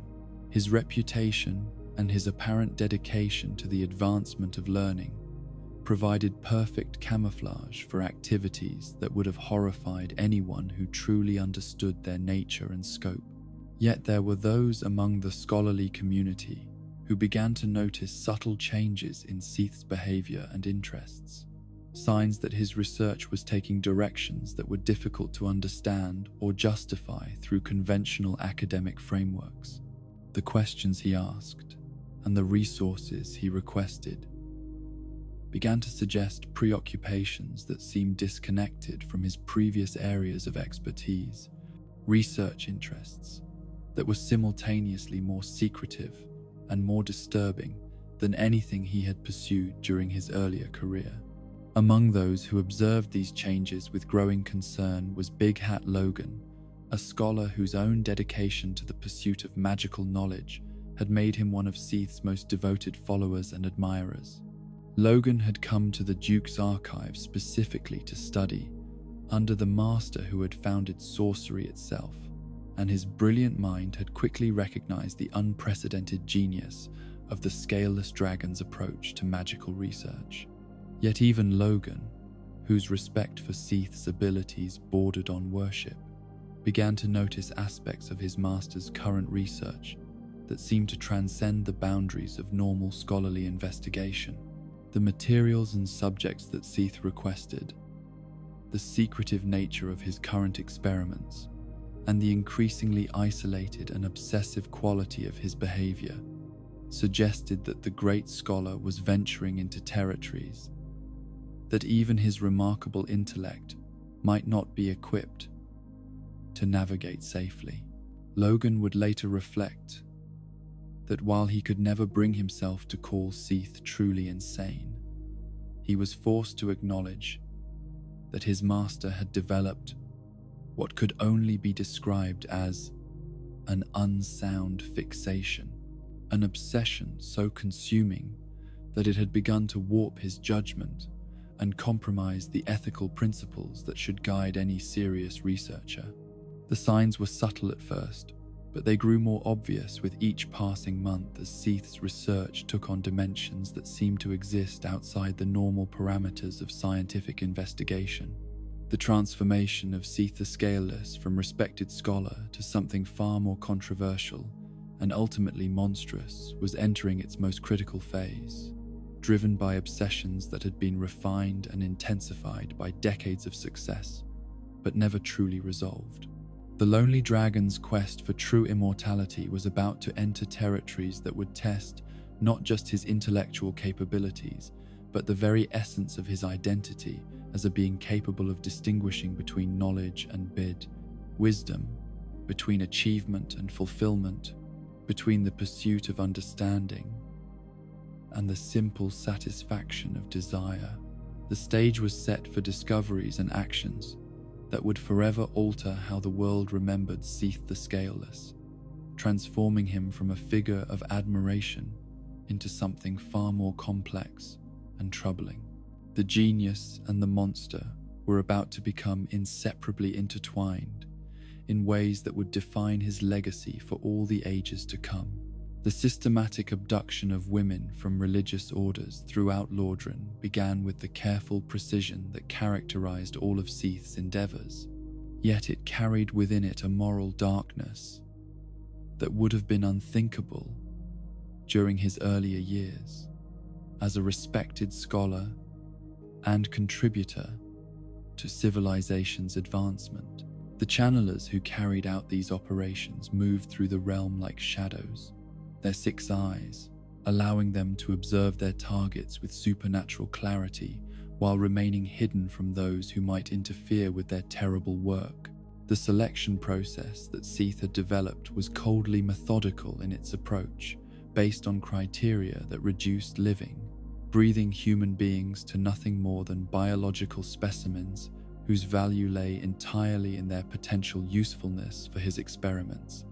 Each woman targeted for capture was evaluated according to a comprehensive set of physical, genetic, and psychological factors that would maximize her chances of surviving the horrific transformations that awaited her in the depths of the Duke's archives. Physical health and resilience were paramount considerations, for the magical alterations that Seath planned to inflict upon his subjects would place tremendous strain on their bodies, as human genetics were forcibly merged with draconic elements through processes that pushed the boundaries of what flesh and bone could endure. Only women in the peak of physical condition would have even a remote chance of surviving the initial stages of transformation, let alone maintaining enough stability to serve their intended purpose as surrogate mothers for dragon offspring. Age was another crucial factor, with preference given to subjects who were old enough to have reached full physical maturity, but young enough that their bodies retained the flexibility and adaptability that would be essential for successful genetic manipulation. The narrow window of optimal age meant that many potential subjects were eliminated from consideration before they could even be properly evaluated. A cold calculation that treated human lives as nothing more than resources to be harvested when conditions were most favorable. Perhaps most importantly, the psychological profiles that Seath's agents compiled for each potential subject revealed his growing understanding of the mental fortitude that would be required to survive not just the physical aspects of his experiments, but also the psychological trauma of complete transformation from human to something fundamentally alien. The women of religious orders appealed to him not just for their practical advantages, but because their spiritual training had presumably prepared them to endure suffering and maintain their sanity, even under the most extreme circumstances. The first captures were executed with surgical precision, targeting isolated convents and religious retreats, where individual disappearances might go unnoticed for weeks or even months. The channelers struck during the darkest hours of night, using magical sleep spells and paralysis enchantments to subdue their victims without struggle or outcry that might alert nearby communities to what was transpiring. The women who awoke to find themselves in the depths of the Duke's archives discovered a reality so far removed from their previous existence that many initially believed they were experiencing nightmares or divine visions rather than actual events. The crystalline corridors and chambers where they found themselves imprisoned were beautiful in their alien architecture, but that beauty was tainted by an oppressive atmosphere that spoke of purposes too terrible for mortal minds to easily comprehend. Seath's initial experiments represented his first attempts to apply theoretical knowledge to living subjects, and like all pioneering research, they were marked by failures, miscalculations, and results that fell far short of his ultimate objectives. The process of fusing human genetics with draconic elements proved to be far more complex than his theoretical models had suggested, requiring adjustments and refinements that could only be developed through direct experimentation on living tissue. The failures were both numerous and horrific, creating beings that retained enough of their original human consciousness to understand their transformation, while lacking the physical stability necessary to survive for extended periods. These early mistakes writhed and suffered in the deepest chambers of the archives, their cries of anguish echoing through corridors that had once been dedicated to the noble pursuit of knowledge and understanding. Each failure taught Seath something new about the challenges involved in his research, lessons that were purchased with suffering that would have horrified anyone who retained normal human empathy. Yet, the Scaleless dragon had progressed far beyond the point where such considerations could influence his actions, his obsession with achieving true dragon immortality, having consumed every aspect of his moral reasoning. The systematic nature of his experimentation revealed a methodical approach that treated each failed subject as a source of data rather than a tragedy, each death as a step toward eventual success, rather than a life destroyed in service of monstrous ambition. Seath maintained detailed records of every procedure, every modification, every outcome, building a comprehensive database of knowledge that would inform future attempts and gradually bring him closer to his ultimate goal. The serpentine forms that emerged from his more successful transformations bore little resemblance to their original human shapes, their bodies stretched and modified to accommodate the draconic elements that had been forced into their genetic structure. These creatures retained fragments of human intelligence and emotion, enough to make them aware of their transformation, but not enough to allow them to understand or accept what they had become. The process of creating these hybrid beings required not just magical manipulation of their physical forms, but also psychological conditioning, designed to make them psychologically capable of serving their intended function as surrogate mothers for dragon offspring. This aspect of the research proved to be even more challenging than the biological transformations, for it required Seath to understand and manipulate the deepest levels of consciousness in ways that his previous work had never demanded. The women who survived the initial stages of transformation found themselves trapped in forms that were no longer entirely human but not yet fully draconic, existing in a liminal space that offered neither the familiar comforts of their previous existence nor the transcendent power that true dragon nature might have provided. Their minds, already strained by the trauma of captivity and transformation, struggled to adapt to sensory experiences and physical capabilities that bore no resemblance to anything in their previous experience. As months turned to years, and Seath's experiments continued with relentless persistence, the archives that had once been a temple to learning and discovery were transformed into something that more closely resembled a laboratory of horrors. The lower chambers where his failures were confined echoed with sounds that spoke of suffering beyond normal human understanding, while the upper levels maintained their scholarly appearance as a facade that concealed the true nature of the research being conducted below. The outside world remained largely ignorant of these activities, protected by Seath's reputation and the isolation of his domain from any detailed knowledge of what transpired within the archive's walls. Visitors who came seeking access to the library's collections were carefully managed and monitored, their movements restricted to areas where they could not accidentally discover evidence of the experiments taking place in deeper chambers. Yet even Seath's carefully maintained secrecy could not entirely conceal the changes that his research was producing in his own behavior and appearance. Colleagues who had known him during his earlier years began to notice an increasing coldness in his manner, a detachment from normal human concerns that seemed to grow more pronounced with each passing season. The crystalline transformation that had granted him immortality was itself evolving as his research progressed, his form becoming increasingly alien as he incorporated new discoveries about draconic genetics into his own structure. The pale, scaleless dragon who had once sought acceptance among his peers was becoming something that existed entirely outside normal categories of existence, a being whose nature was defined more by his obsessions than by any biological or spiritual heritage.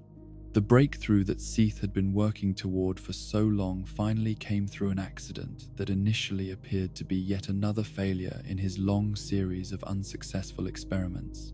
One of the women his channelers had captured and brought to the archives carried within her a secret that would have eliminated her from consideration as a test subject if it had been discovered during the selection process. Contrary to the customs and expectations of her religious order, This unmarried woman had engaged in a romantic relationship that had resulted in pregnancy during the early stages when physical signs would not yet be apparent to casual observation. The strict screening procedures that normally would have detected such complications had been circumvented by the secretive nature of her condition and the early stage of fetal development. The experiments that were performed on this unknowingly pregnant subject proceeded according to the same protocols that had been applied to dozens of previous test cases, with the magical transformation of her genetic structure beginning before anyone involved realized that they were working with not one life but two. The draconic elements that were introduced into her system affected not just her own developing physiology, but also that of the unborn child she carried. The result of this unintended complication was something unprecedented in all of Seath's previous research, a being that successfully incorporated both human and draconic elements, without the fatal instabilities that had characterized his earlier attempts. The child who emerged from this accidental synthesis was pale, like her creator, bearing the albino characteristics that marked both Seath's own unusual nature and the successful integration of draconic genetics. Crossbreed Priscilla, as she would come to be known, represented both the culmination of Seath's research and its most profound failure. She possessed the draconic traits he had been seeking to reproduce, including an extended lifespan and magical abilities that far exceeded those of normal humans. Her mastery of what would become known as the Life Hunt ability demonstrated a successful fusion of human consciousness with draconic power that created something entirely new and potentially revolutionary. Yet Priscilla was also a reminder of everything that had gone wrong with Seath's approach to his research. She was not the pure dragon offspring he had been seeking to create, but rather a hybrid being whose human heritage made her fundamentally different from the ancient dragons, whose immortality he sought to recreate. Her very existence represented the limitations of his methodology and the impossibility of truly returning to the state of perfect draconic existence that had been lost when his species was destroyed. More troubling from Seath's perspective was the fact that Priscilla's unique nature made her a threat to the established order in ways that extended far beyond his own research objectives. The lords who ruled Lordran recognized in her a form of power that could potentially challenge their authority, while her hybrid nature made her an object of fear and suspicion among populations that were already struggling to adapt to the rapid changes that had followed the end of the Age of Ancients. The decision to exile Priscilla to the Painted World was made not by Seath alone, but through a consensus among the lords that her continued presence in the normal world represented an unacceptable risk to stability and order. The Painted World offered a solution that allowed her to continue existing without posing a direct threat to the established order, a form of imprisonment that was more merciful than execution, but no less final in its consequences. For Seath, the loss of Priscilla represented both a personal failure and a practical setback that forced him to reconsider his entire approach to the recreation of dragon immortality. The accidental success that had produced her could not be easily replicated, for it had depended on circumstances that had not been planned or controlled, but had emerged from the intersection of human reproduction and draconic transformation in ways that he did not fully understand.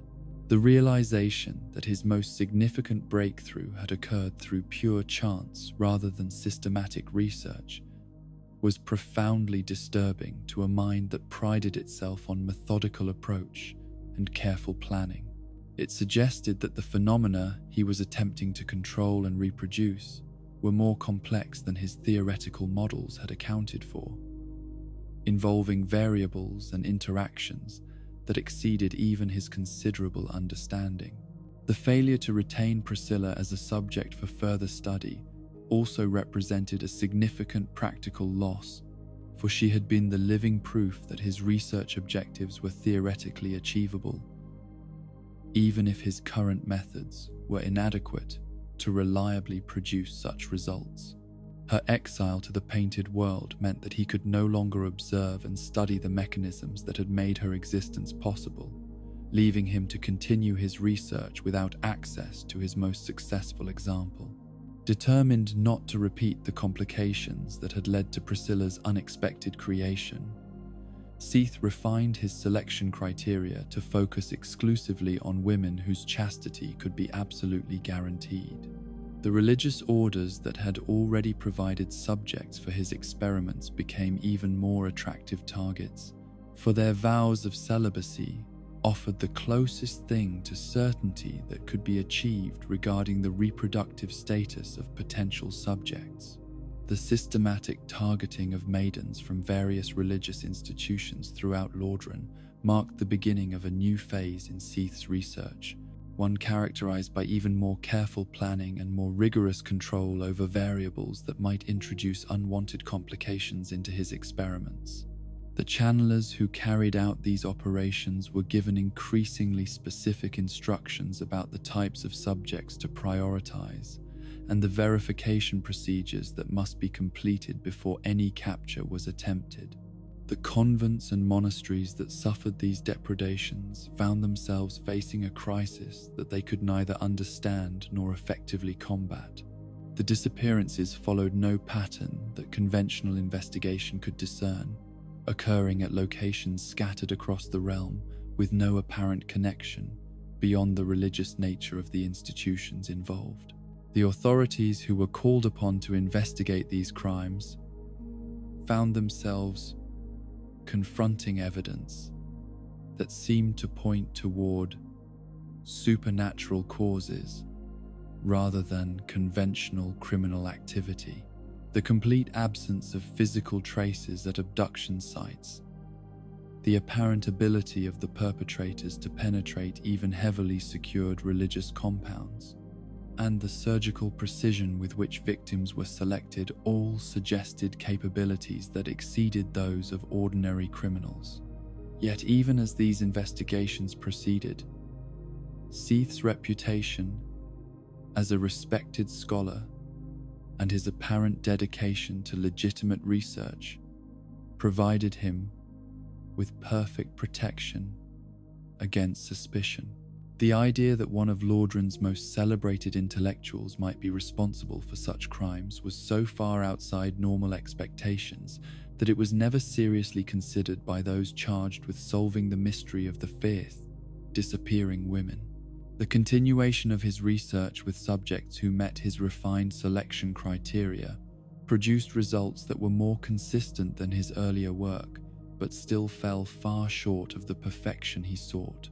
The transformation processes he had developed could reliably produce beings that incorporated both human and draconic elements, but these hybrids invariably suffered from instabilities and limitations that made them unsuitable for his ultimate purposes.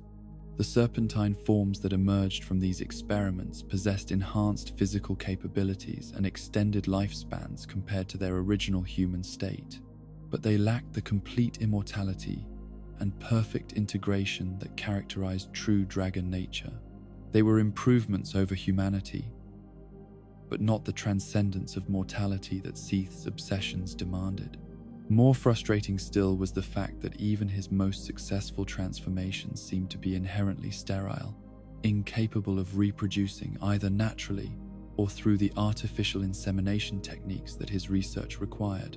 The very modifications that granted them draconic characteristics also appeared to disrupt the biological processes necessary for successful reproduction, creating a paradox that threatened to make his entire research program ultimately futile. The growing collection of failed experiments that populated the deepest chambers of the archives served as a constant reminder of the limitations of his current approach and the vast gulf that still separated his achievements from his objectives. These beings, neither fully human nor successfully draconic, existed in a state of perpetual suffering that reflected the fundamental incompleteness of the transformations that had created them. Yet rather than being discouraged by these limitations, Seath found himself driven to even greater extremes in his pursuit of the perfect synthesis between human and dragon that would finally grant him the immortality he had sought since his youth. Each failure provided new data about the challenges involved in such transformations, while each partial success suggested that complete success remained theoretically possible, if only he could discover the proper combination of techniques and circumstances. The Scaleless dragon's descent into methods that the outside world would eventually recognize as complete madness was gradual but inexorable, driven by obsessions that had been refined and intensified through decades of partial success and ultimate disappointment.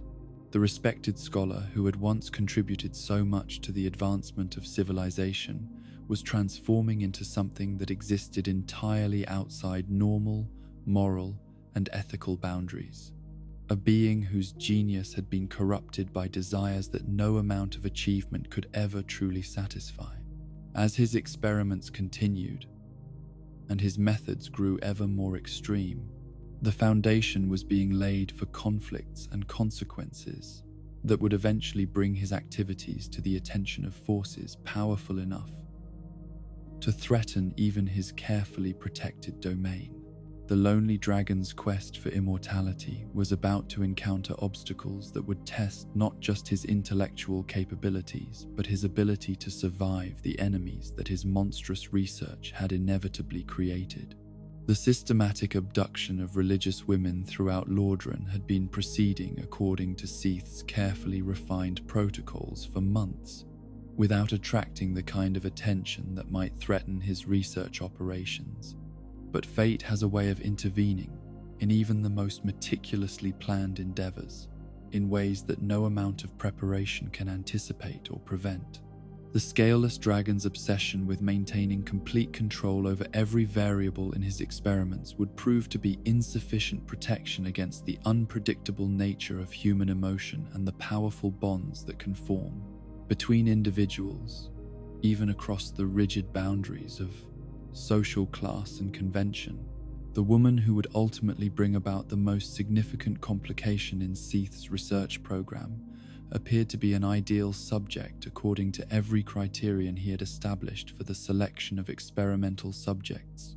She was young and healthy, possessed of the physical resilience necessary to survive the brutal transformation processes that awaited her in the depths of the Duke's archives. Her religious vows guaranteed the chastity that had become so important to Seath's methodology following the unexpected complications that had led to crossbreed Priscilla's creation. More importantly, from a practical standpoint, her position within a remote convent meant that her disappearance would likely go unnoticed for weeks or even months, providing Seath with the time necessary to complete his experimental procedures without interference from outside authorities who might attempt to investigate her whereabouts. Every aspect of her background and circumstances suggested that she would be not just a suitable subject but an ideal one, offering maximum scientific value while presenting minimal risk of exposure for his clandestine operations. Yet beneath the surface appearance of a life dedicated entirely to spiritual contemplation and religious devotion lay secrets that would have eliminated her from consideration if Seath's agents had possessed the supernatural insight necessary to perceive them.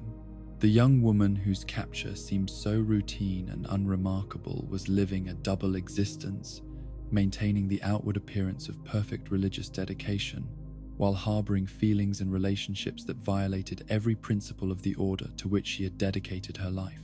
The forbidden love that had taken root in her heart was the kind of passionate attachment that ballads and tragic poems are written to commemorate, a connection so profound and consuming that it had overcome every barrier of social convention, religious duty, and practical consideration that should have prevented its development.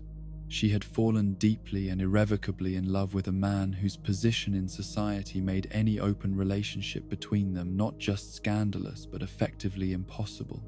The object of her affection was no ordinary knight or merchant whose relatively modest station might have made their love merely inappropriate rather than completely unthinkable. She had given her heart to someone whose power and influence within the established order of Lordran made him one of the most formidable figures in the entire realm, a man whose reputation for strength and uncompromising dedication to duty had made his name legendary throughout the kingdom. Havel the Rock stood among the most respected and feared warriors of his generation, a figure whose very presence on a battlefield could turn the tide of entire conflicts through the combination of his incredible physical prowess and his unwavering commitment to the principles of honor and justice that defined the knightly ideal. His massive stone armor and equally imposing weapon had become symbols of immutable strength and unshakable resolve, while his tactical brilliance had made him invaluable to the lords who depended on his military expertise to maintain order throughout their domains. Yet, for all his legendary status as a warrior and tactician, Havel possessed depths of feeling and capacity for tenderness that few who knew only his public reputation would have suspected. The same intensity that made him so formidable in battle also characterized his emotional attachments, and when love finally broke through his carefully maintained barriers of professional duty and personal discipline, it did so with a force that swept away every consideration except the overwhelming need to be with the woman who had captured his heart so completely. The relationship that developed between them was conducted in absolute secrecy, hidden from the world, behind elaborate deceptions and carefully maintained facades that allowed them to meet without arousing the suspicions of those who would have been horrified by the revelation of such an inappropriate connection. They found ways to communicate through intermediaries and coded messages, developed signals and meeting places that allowed them to spend precious hours together away from the watchful eyes of her religious superiors and his military colleagues. The physical token of their love that she wore was a ring that had once belonged to Havel himself, a simple band that carried none of the ostentation that might have revealed its true significance to casual observers, but which represented to both of them a promise and commitment that transcended every obstacle that society had placed between them. She treasured it not for any material value it might possess, but as a tangible reminder of the love that had transformed her understanding of what life could offer, even to someone who had supposedly renounced all worldly attachments in favor of spiritual devotion. When Seath's channelers arrived at her convent during the darkest hours of a moonless night, she was wearing that ring as she had every day since he had given it to her, the metal warm against her skin from constant contact with her flesh. The magical sleep spell that rendered her unconscious for transport to the Duke's archives could not touch the dreams that filled her mind as she was carried away from everything she had known, visions of the man she loved, and desperate fantasies of rescue that would prove to be tragically prophetic, in ways she could never have imagined. The cell where she awakened in the depths of the archives was both beautiful and terrifying in its alien architecture, its crystalline walls reflecting light in patterns that seemed to exist partially outside normal space, while the air itself hummed with energies that spoke of forces beyond mortal understanding. Yet even in this environment of supernatural wonder and horror, her first thoughts were not of her own fate, but of the man she had left behind, the warrior who would surely move heaven and earth to find her, if he only knew where to look. The experiments that began shortly after her arrival followed the same protocols that had been applied to dozens of previous subjects, procedures that Seath had refined through countless iterations of failure and partial success. The process of introducing draconic elements into human genetics required precise timing and careful monitoring, magical manipulations that pushed the boundaries of what living tissue could endure while attempting to create stable fusions between radically different forms of life. Yet from the beginning, this particular subject proved to be different from those who had preceded her in ways that had nothing to do with her physical characteristics or genetic compatibility. The psychological resilience that Seath had assumed would help her survive the transformation process was in fact undermined by the very love that might otherwise have given her strength to endure suffering. For her, every thought was focused not on survival, but on the man she would never see again. The ring that she refused to remove despite every attempt by her captors to strip her of all personal possessions became a focal point for both her determination to maintain her identity and her growing despair at the impossibility of reunion with the one person who had made her life meaningful. The metal grew warm with her tears as she clung to it during the worst moments of her transformation, a talisman that connected her to a world that seemed increasingly distant and unreachable. As the magical alterations to her body progressed, and her human form began to shift towards something more serpentine and draconic, she found herself caught between the physical agony of transformation and the emotional torment of separation from the man whose love had defined her entire existence. The combination of physical and psychological trauma proved to be more than even her considerable inner strength could withstand, and her condition began to deteriorate in ways that extended far beyond the normal complications associated with Seath's experimental procedures. The death that finally claimed her was both merciful release from suffering and tragic waste of a life that had been filled with love and possibility, despite the constraints that society had attempted to impose upon it. She died clutching the ring that represented everything she had hoped to build with the man she loved. Her final words, a whispered prayer that he would somehow know what had become of her, and understand that she had never stopped loving him even in her final moments.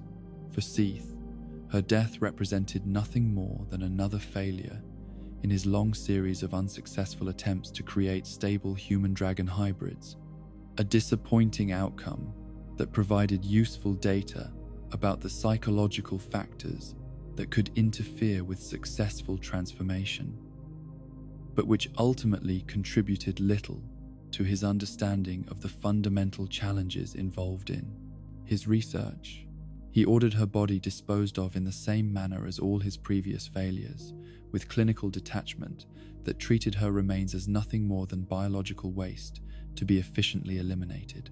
Yet the ring that she had worn continued to exist as a silent witness to the love that had sustained her through her final ordeal, a small circle of metal that would eventually become the key to consequences that would threaten everything Seath had built during his long years of research and experimentation. The token of forbidden love would prove to be more dangerous to his carefully protected domain than any conventional weapon could have been, for it carried within it the power to transform grief into vengeance and loss into implacable determination for justice. The discovery of his beloved's fate came to Havel through channels that he had maintained in secret throughout their relationship, networks of loyal followers and trusted allies who had helped to facilitate their clandestine meetings and who continued to watch over her welfare. Even after her disappearance from the convent, the investigation that revealed the truth about what had happened to her was conducted with the same methodical precision that characterized all of Havel's endeavors, following every lead and examining every piece of evidence with the thoroughness of a man who refused to accept uncertainty when certainty might be achieved through sufficient effort. When the trail finally led to the Duke's archives and the horrifying truth about Seath's experimental program became clear, Havel experienced a transformation as profound as any of the magical alterations that the Scaleless dragon had inflicted upon his victims.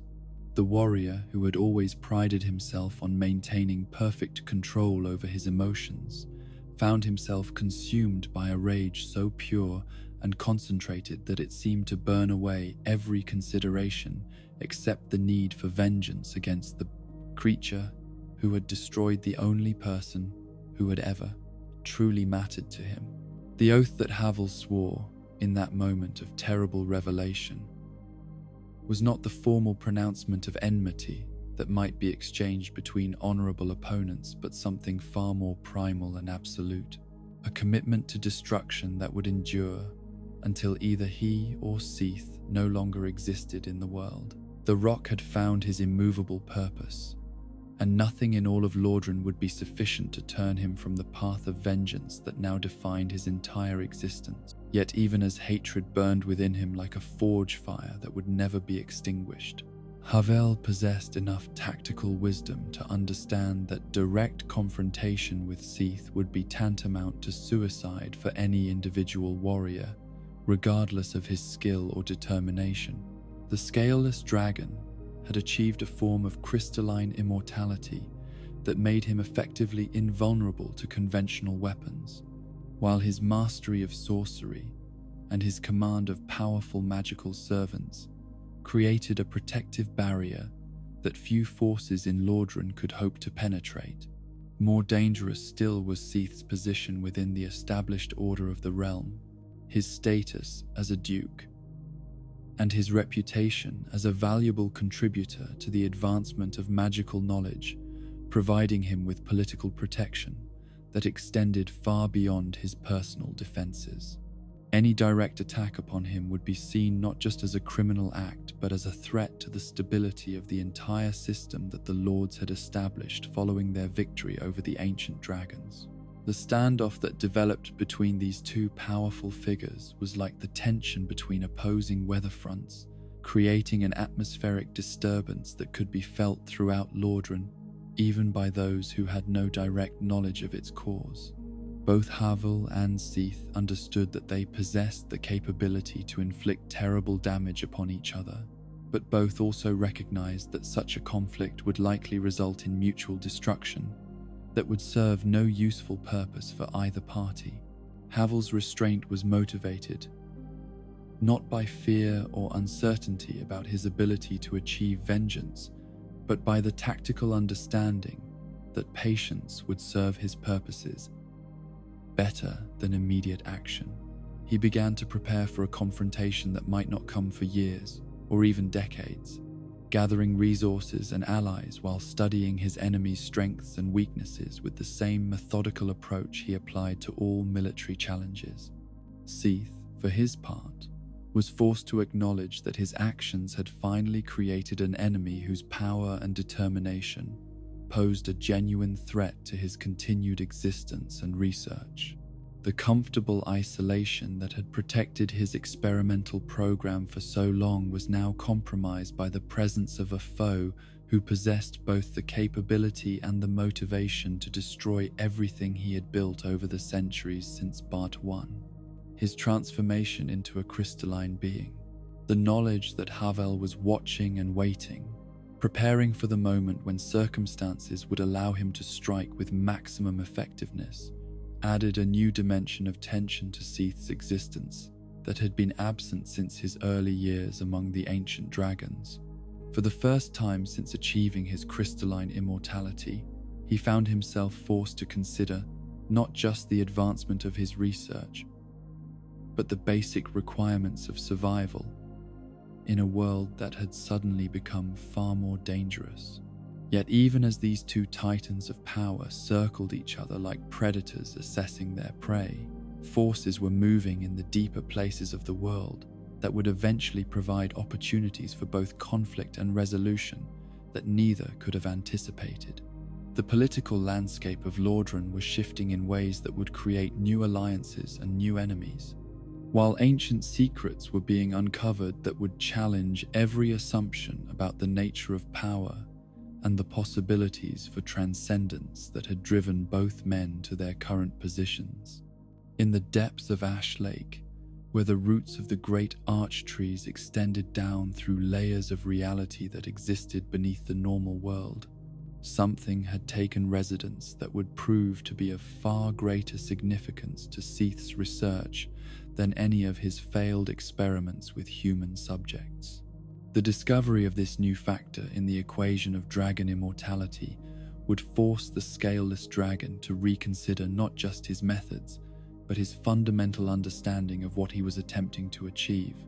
The ancient dragon that rested in that primordial sanctuary represented either the culmination of everything Seath had been working toward, or the proof that his entire approach had been fundamentally flawed from the beginning.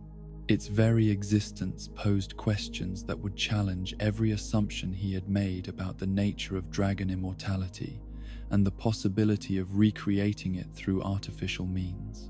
Whether this mysterious being was the result of his own successful research, a creation of forces beyond his understanding, or something else entirely would remain unclear until circumstances forced all the hidden powers of Lordran to reveal themselves in conflicts that would reshape the very foundations of the world. The stage was being set for revelations and confrontations that would determine not just the fate of individual figures like Seath and Havel, but the future direction of civilization itself. The lonely dragon's quest for immortality was about to encounter challenges and opportunities that would test every aspect of his nature, forcing him to choose between the obsessions that had defined his existence and the survival instincts that had originally driven him to betray his own species.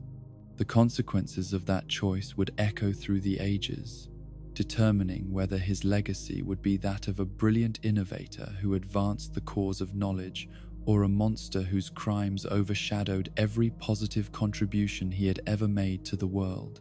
In the deepest chambers beneath Ash Lake, where the ancient arch trees extended their roots through layers of reality that predated even the memory of dragons, forces had been gathering that would soon challenge every assumption about power, loyalty, and the true nature of existence itself.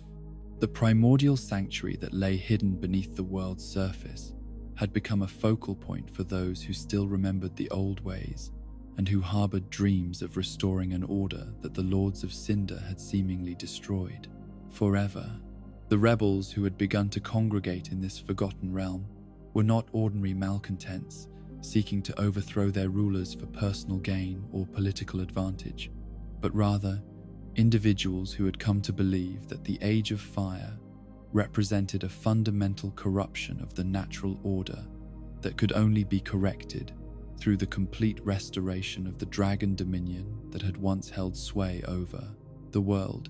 Their cause was not motivated by ambition, but by a form of religious conviction that saw the current state of affairs as an abomination that demanded correction, regardless of the personal cost.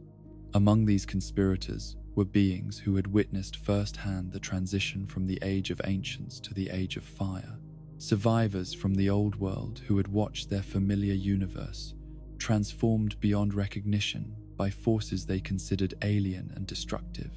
Others were younger souls who had been drawn to the cause through philosophical conviction rather than personal memory. Individuals who had studied the old texts and concluded that the dragon's eternal dominion had represented a form of perfection that the chaotic energies of the flame could never hope to match. The centerpiece of their gathering place was something that should not have existed according to every understanding of draconic biology and the consequences of the Great War that had destroyed Seath's former species. Resting in a nest woven from materials that seemed to exist partially outside normal space and time was an ancient dragon, young enough to still possess the downy feathers that marked immature members of the species, but unmistakably authentic in every other respect. The creature's presence in Ash Lake posed questions that challenged fundamental assumptions about the completeness of the Lord's victory over the dragons and the true nature of the immortality that had once characterized that ancient race. Its scales gleamed with the same stone-like perfection that had protected Seath's former brethren, while its very existence suggested that the knowledge necessary to create or restore true dragon immortality had not been entirely lost when the last of the great worms fell to lightning and flame.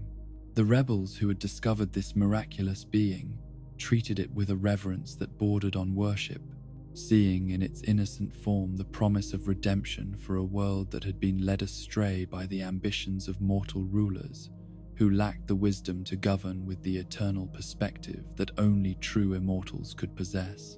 They brought offerings of knowledge and service, hoping to prove themselves worthy of inclusion in the new age of dragons that they believed its existence heralded. Yet the dragon's origins remained shrouded in mystery that none of the rebels could fully penetrate despite their intensive study and speculation.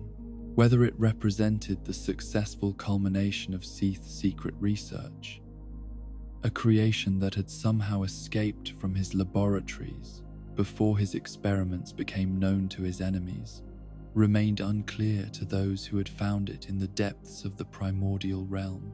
Alternatively, the creature might have been the work of other forces entirely, beings who had pursued the recreation of dragon immortality through methods that remained hidden from public knowledge, and who had succeeded where Seath had so far failed.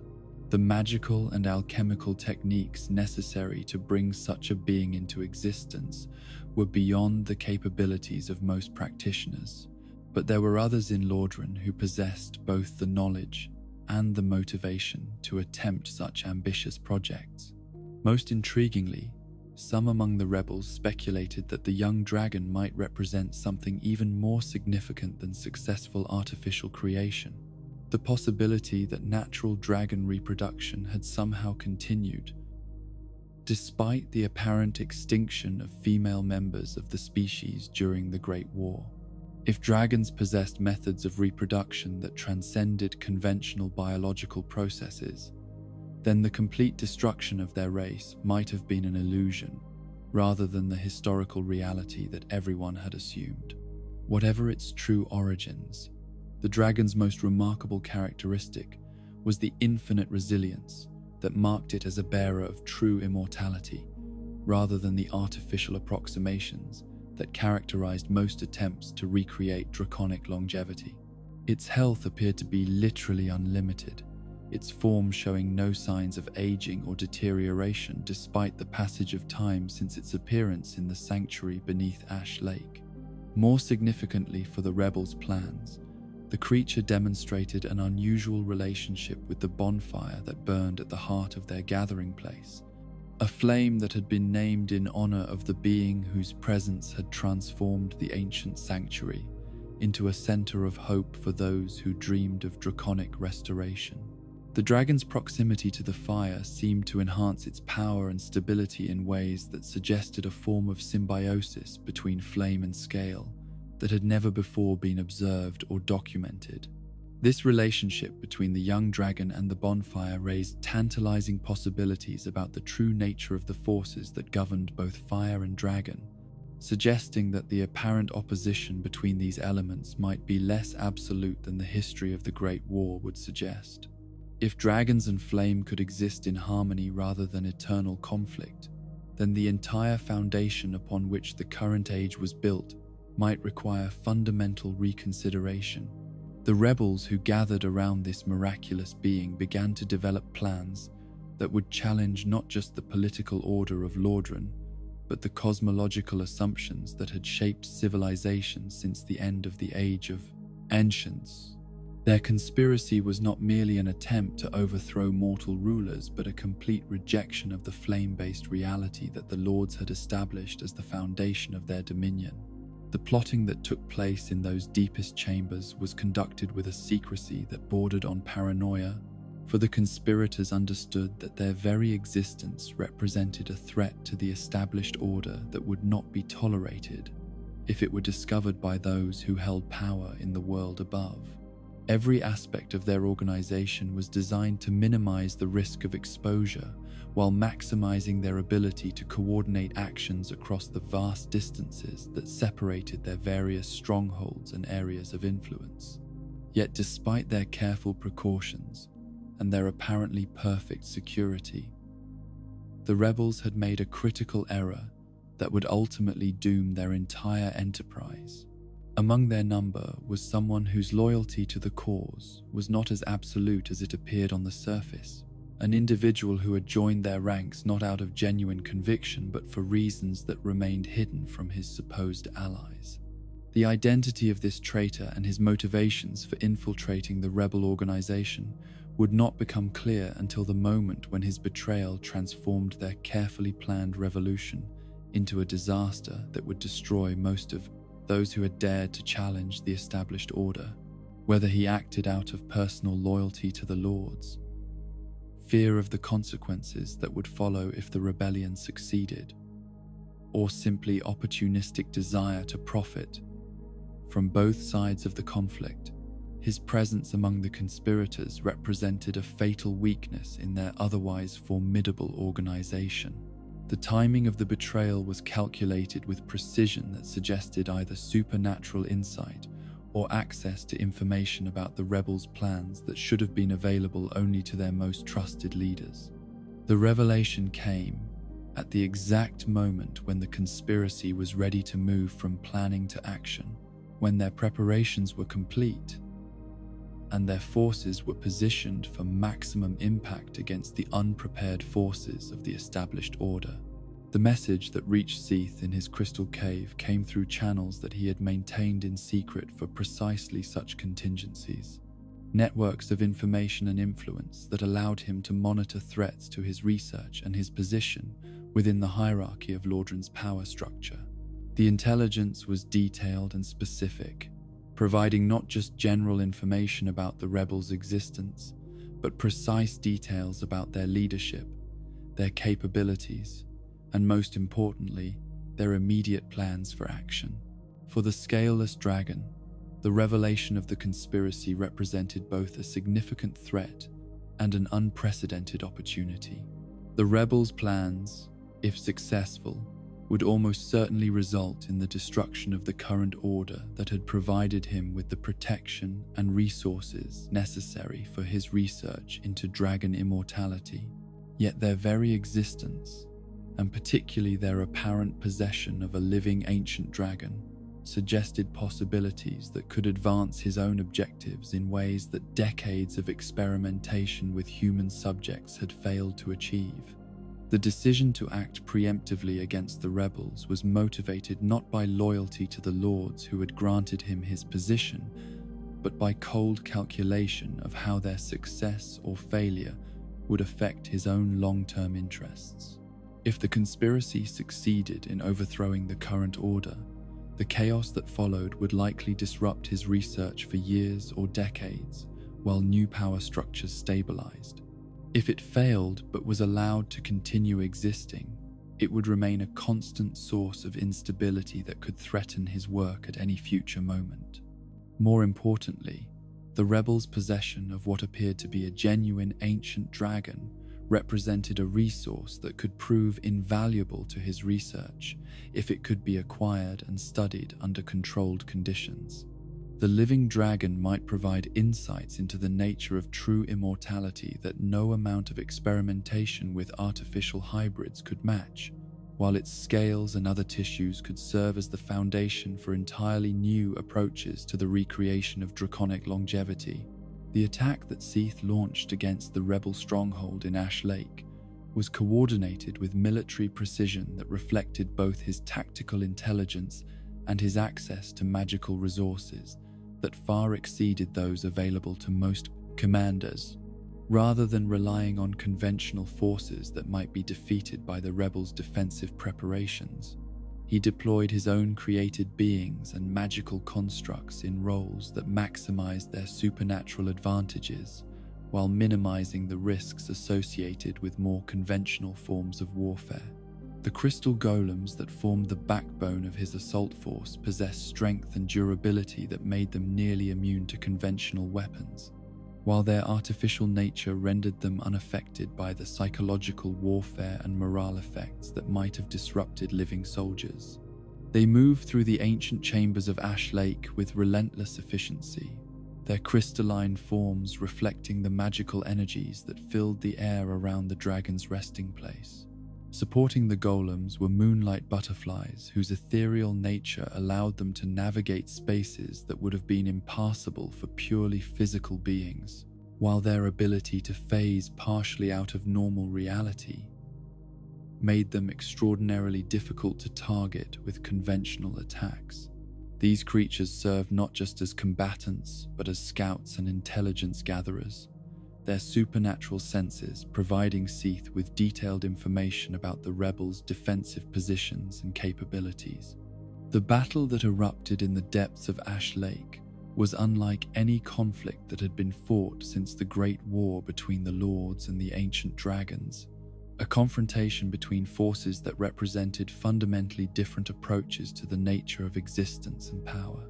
The rebels fought with the desperate courage of beings who believed they were defending the last hope for their vision of cosmic order, while Seath's constructs attacked with the implacable persistence of creatures that knew neither fear nor fatigue. Yet despite their courage and their conviction, the rebels found themselves overwhelmed by opponents who possessed advantages that no amount of tactical skill could overcome. The artificial beings that Seath had created were not subject to the limitations that constrained living warriors, while their creator's mastery of sorcery allowed him to coordinate their actions with precision that exceeded anything that conventional military leadership could achieve.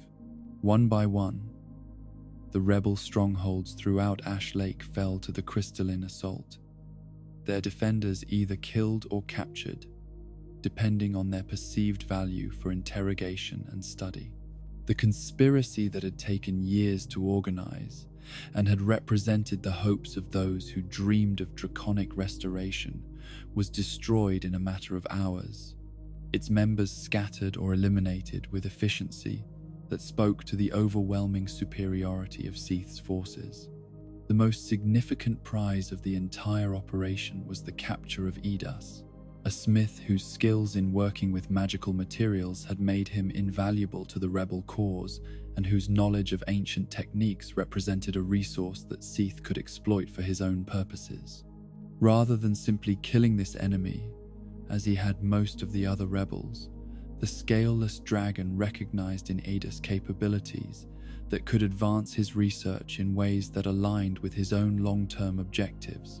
The process of crystallization that Seath used to transform Edas from an enemy into a servant was both punishment and practical necessity, a magical procedure that stripped away the smith's capacity for independent action while preserving the skills and knowledge that made him valuable. The crystal formations that grew throughout his body did not kill him, but rather placed him in a state of suspended animation that could be maintained indefinitely while allowing access to his consciousness and abilities when required. Under this form of magical compulsion, Edas became one of the most productive assets in Seath's entire operation, his mastery of metallurgy and enchantment allowing the creation of weapons and tools that far exceeded anything that conventional craftsmanship could produce. The crystal weapons that emerged from his enslaved labor became legendary throughout Lordran for their beauty and effectiveness, while the unique techniques he employed in their creation remained secrets that only Seath fully understood. The process of using the crystal ember in ways that no other craftsman could master allowed Edas to create items that incorporated elements of both traditional metallurgy and crystalline magic, producing artifacts that existed at the intersection of multiple schools of magical theory. These weapons and tools became essential components of Seath's ongoing research, providing him with capabilities that would have been impossible to achieve through any other means. Following the destruction of the rebel organization, Seath established a permanent presence in Ash Lake that served multiple purposes beyond simple security considerations. The ancient sanctuary represented one of the most magically significant locations in all of Lordran, its connections to primordial forces, making it an ideal site for experiments that required access to the deepest layers of reality. More importantly, the creatures that were indigenous to Ash Lake possessed characteristics that made them valuable subjects for study and potential incorporation into his research program. The clams that filtered magical energies from the primordial waters contained pearls that could serve as focusing elements for crystalline magic, while the other beings that inhabited the ancient realm demonstrated forms of adaptation and evolution that provided insights into the processes of magical transformation. Seath's decision to relocate some of these creatures to his various strongholds throughout Lordran served both research and security purposes, creating a network of magical defenses that would protect his most important installations while providing him with ongoing access to subjects for experimentation and study. The Duke's archives, the depths beneath the capital, and the crystal caves all became home to beings whose presence enhanced their magical properties, while creating additional barriers against potential enemies. The reinforcement of his defensive capabilities throughout Lordran reflected Seath's growing awareness that his research activities had created enemies whose power and determination posed genuine threats to his continued existence. The confrontation with the rebels had demonstrated both his ability to protect his interests through preemptive action and the constant vigilance that would be required to maintain his position in an increasingly dangerous political environment. Yet even as he strengthened his defenses and expanded his capabilities, the Scaleless dragon found himself facing questions about the ultimate direction of his research that the discovery of the young ancient dragon had made impossible to ignore. The creature's existence proved that true dragon immortality could be recreated or restored through methods that might be within his reach, but it also suggested that his current approach of experimenting with human subjects might be fundamentally flawed. The decision to continue his maiden experiments despite the apparent success represented by the dragon in Ash Lake reflected the complex psychology of a being whose obsessions had become so deeply ingrained that even evidence of their potential futility could not overcome the momentum of decades spent pursuing the same goals through the same methods. Whether this persistence represented scientific thoroughness or simple inability to adapt to new evidence would remain unclear until circumstances forced him to confront the ultimate consequences of his choices. The young dragon that had been the focal point of the rebel conspiracy remained in its sanctuary beneath Ash Lake, its fate now tied to Seath's long-term plans in ways that would determine not just the success or failure of his research, but the future course of draconic existence in a world that had seemingly moved beyond the need for such ancient powers. The lonely dragon's quest for immortality had achieved a victory that brought him closer to his ultimate goals, while simultaneously revealing new complexities and challenges that would test every aspect of his nature in the trials to come. The years that followed Seath's decisive victory over the rebels in Ash Lake marked a period of unprecedented productivity and achievement that would have cemented his reputation as one of history's greatest innovators.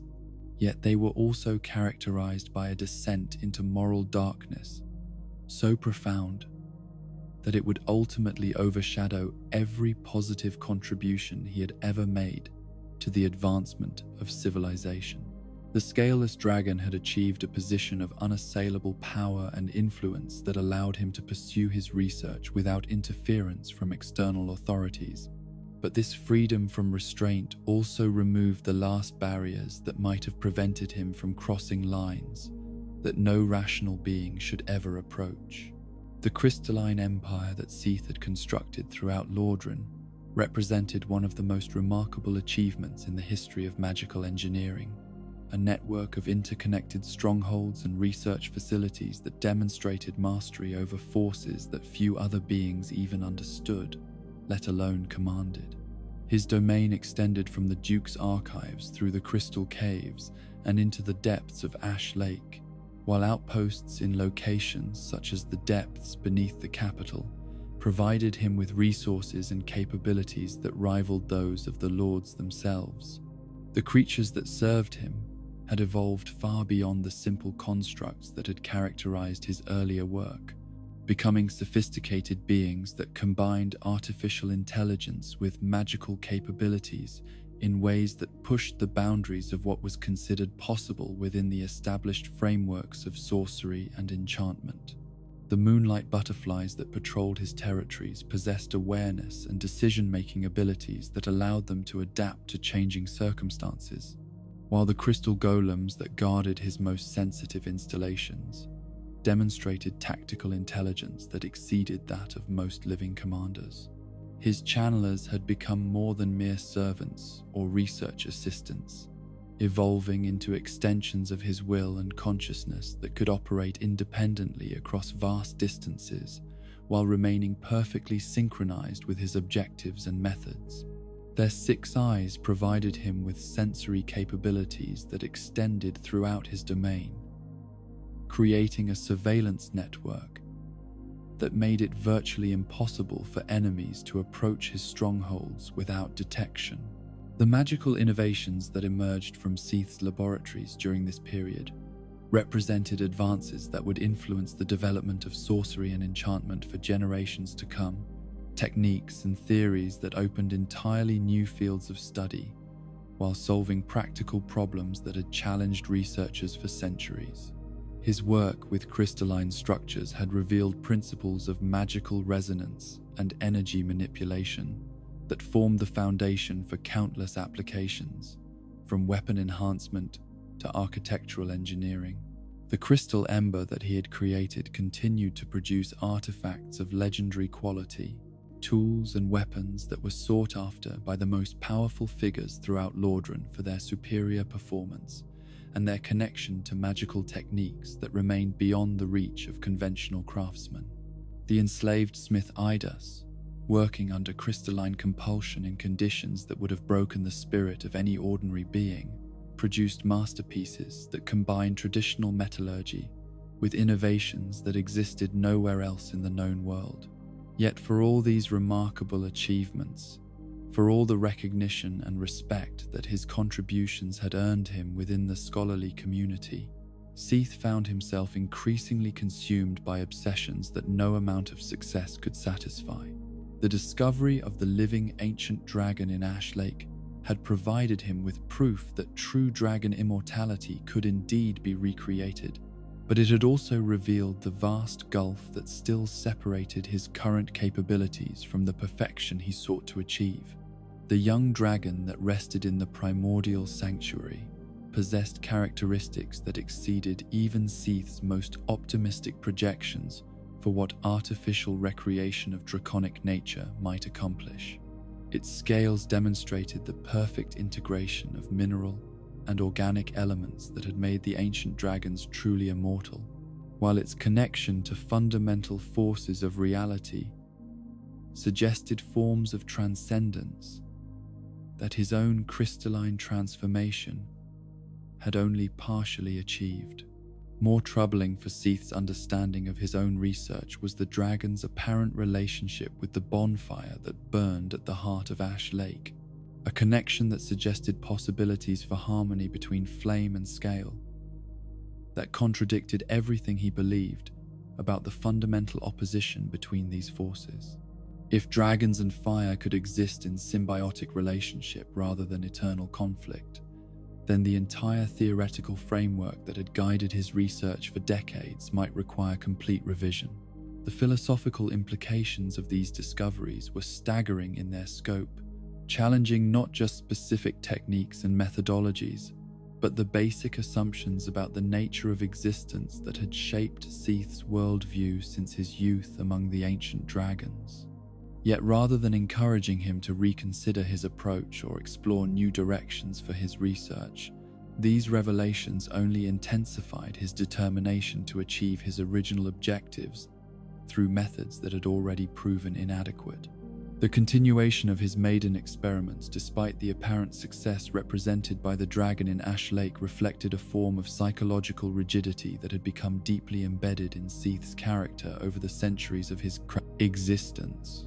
The obsessions that had originally driven him to betray his own species had evolved into compulsions that operated independently of rational consideration, driving him toward goals that might no longer be achievable or even desirable through the methods he refused to abandon.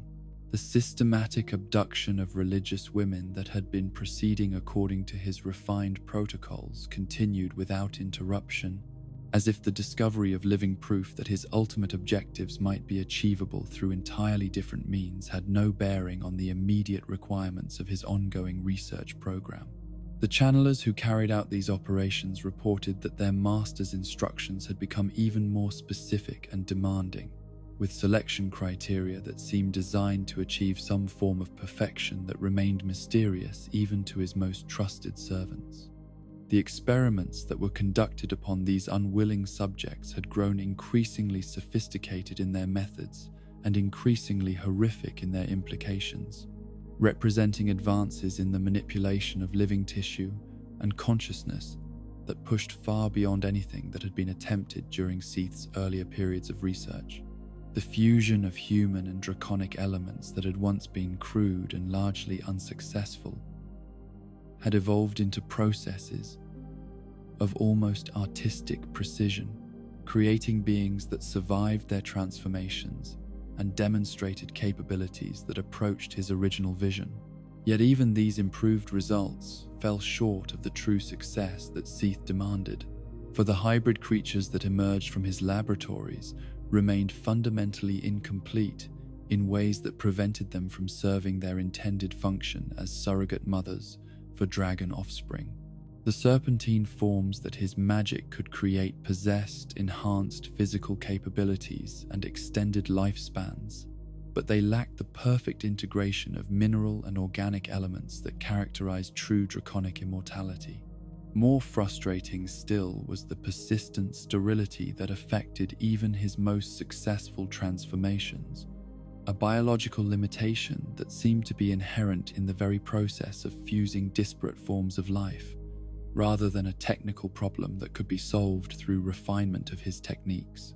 The hybrid beings that survived the transformation process appeared to be evolutionary dead ends, capable of existing indefinitely, but incapable of reproducing either naturally or through the artificial means that his research required. The growing collection of these transformed beings in the deepest chambers of the Duke's archives represented both the fruits of Seath's genius and the evidence of his moral corruption, creatures whose existence testified to magical capabilities that exceeded those of any other practitioner, while simultaneously serving as monuments to suffering that defied easy comprehension. These beings retained enough of their original human consciousness to understand what had been done to them, yet they lacked the physical or psychological resources necessary to find meaning or purpose in their transformed existence. The sounds that emerged from the depths of the archives during the dark hours when Seath's experiments were most active became a source of growing concern among those few individuals who were permitted access to the upper levels of the facility. Visitors who came seeking access to the library's collections reported hearing cries and wails that seemed to come from somewhere far below the scholarly chambers, vocalizations that spoke of suffering so profound that they disturbed even hardened warriors and experienced researchers. Yet the reputation and political protection that Seath enjoyed within the established order of Lordran continued to shield him from serious investigation or interference, while his apparent dedication to the advancement of knowledge provided a facade that concealed the true nature of his activities from all but the most persistent observers.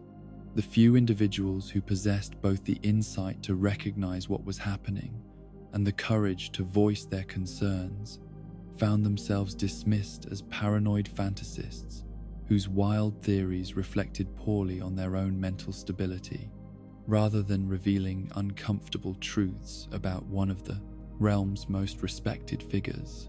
Among those who watched Seath's transformation with growing alarm was Big Hat Logan, whose devotion to his master had originally brought him to the Duke's archives. but whose brilliant mind had gradually become aware of aspects of the research that transcended the boundaries of legitimate scholarly investigation. Logan's position as one of Seath's most trusted students provided him with access to information and observations that were denied to casual visitors, allowing him to piece together a picture of activities that would have horrified anyone who fully understood their scope and implications. Yet even Logan, whose respect for Seath's intellectual achievements bordered on reverence, found himself unable to directly confront the evidence of what his master had become. The cognitive dissonance between the brilliant innovator who had founded sorcery itself and the monster who conducted experiments of unthinkable cruelty in the depths of his domain created a psychological conflict that Logan struggled to resolve through rational analysis. The gradual recognition that his beloved master had developed what could only be described as an unsound fixation represented one of the most painful revelations of Logan's scholarly career, forcing him to acknowledge that genius and madness could coexist in the same individual in ways that made it impossible to separate the achievements from the atrocities. The techniques and theories that Seath had developed remained valid and valuable regardless of the methods through which they had been discovered. Yet their association with such horrific research cast shadows over every aspect of his legacy. Logan's eventual assessment that while Seath could not be called truly insane, his fixation had led him into territories where the normal boundaries between scientific investigation and moral transgression had been completely erased, represented perhaps the most charitable judgment that any objective observer could render.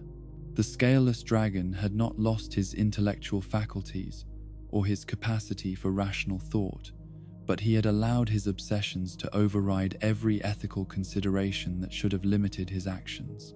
The complexity of Seath's character during this period defied easy categorization or simple moral judgment, for he remained simultaneously one of history's greatest innovators and one of its most accomplished practitioners of systematic cruelty.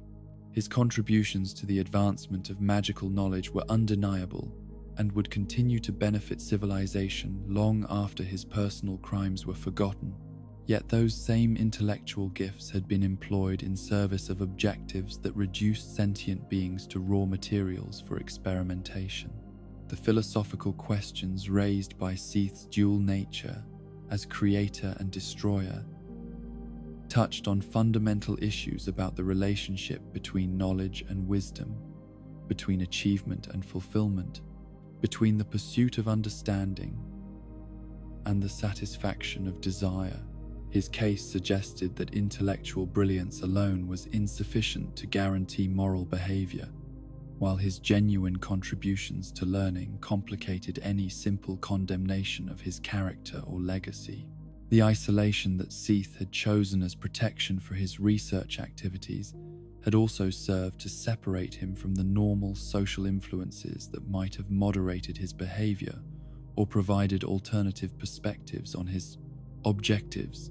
Surrounded only by servants whose existence depended on his favor and subjects whose suffering he refused to acknowledge, he had created an environment where his obsessions could flourish without challenge or restraint.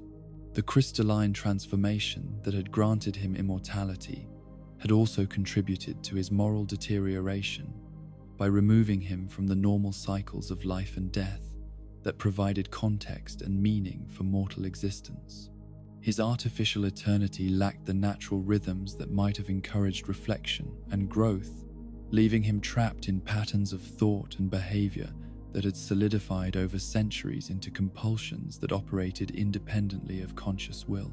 As his research continued and his methods grew ever more extreme, Seath found himself approaching a threshold that would determine not just the success or failure of his scientific objectives, but the ultimate nature of his identity as a being capable of transcending the limitations that had originally driven him to such desperate measures.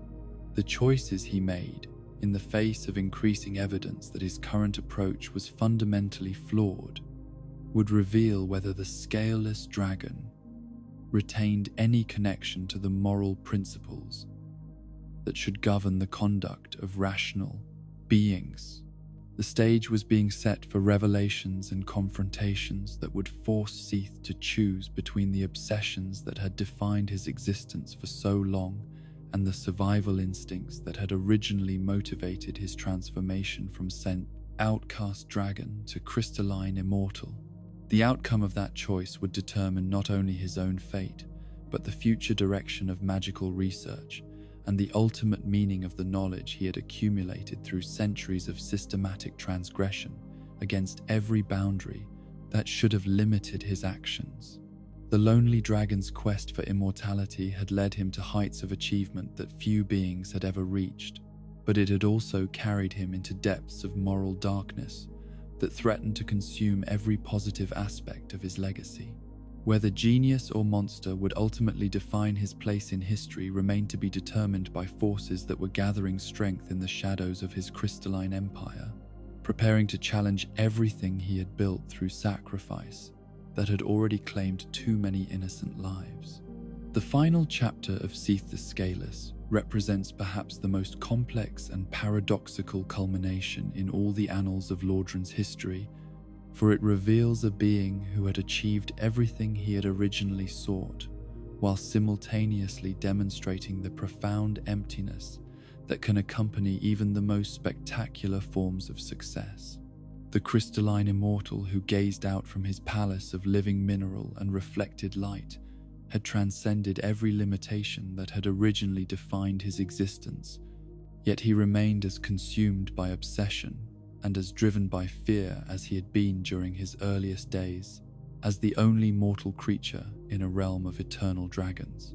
The transformation that had carried him from scaleless outcast to undisputed master of crystalline magic represented one of the most remarkable personal evolutions in recorded history, a journey that had required not just extraordinary intellectual capabilities, but also a willingness to transgress against moral and natural boundaries that most beings would never have dared to approach. He had betrayed his entire species, overthrown the fundamental order of existence, and reshaped reality itself according to his own vision of what the world should become. His crystalline form had evolved far beyond the simple immortality that had been his original goal, incorporating elements of mineral perfection that exceeded even the stone-scaled eternity of his former brethren. The transformation that had once been a desperate attempt to avoid death had become a form of transcendence that granted him capabilities that approached the divine, powers that allowed him to create new forms of life and manipulate the basic forces of reality with an ease that made him virtually godlike in his abilities. The empire he had constructed throughout Lordran represented the physical manifestation of his will made tangible, a network of crystalline strongholds and magical installations that demonstrated mastery over forces that few other beings even understood.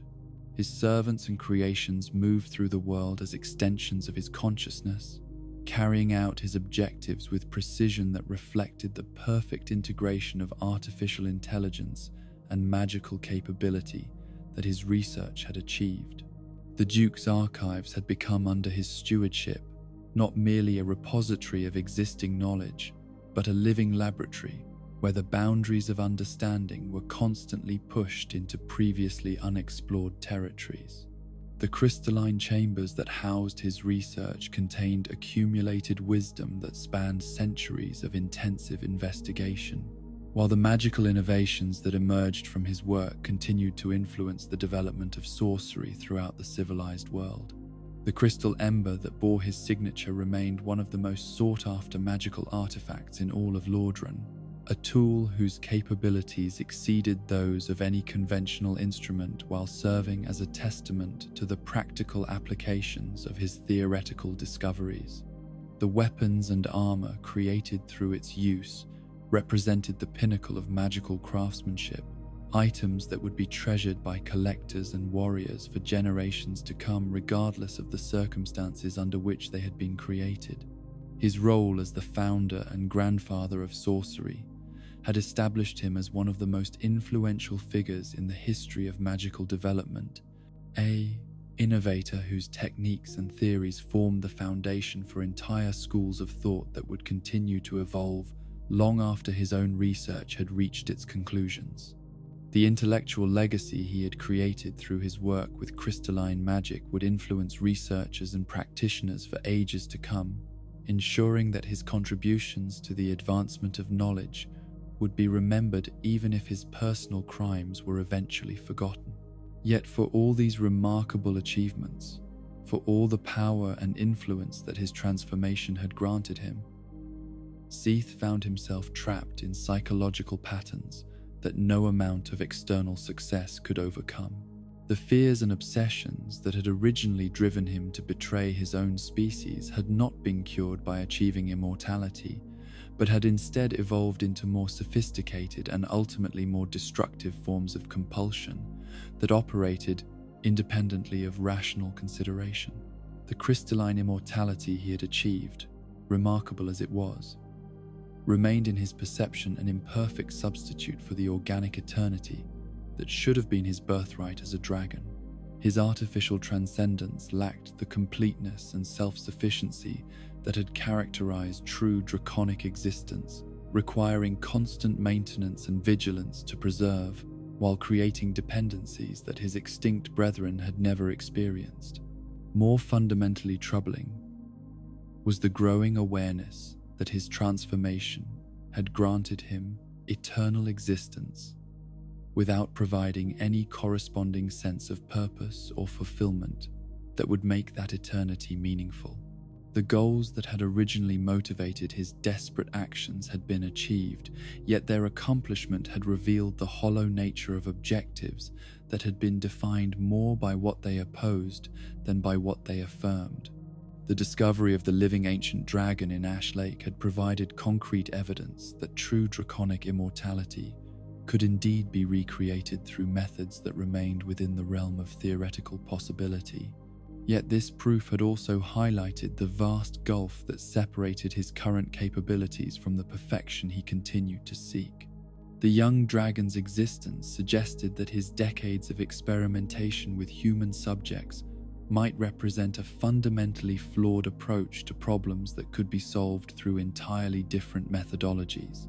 Yet rather than encouraging him to reconsider his research priorities or explore new directions that might prove more promising, these revelations had only intensified his determination to achieve success through the methods he had been pursuing for so long.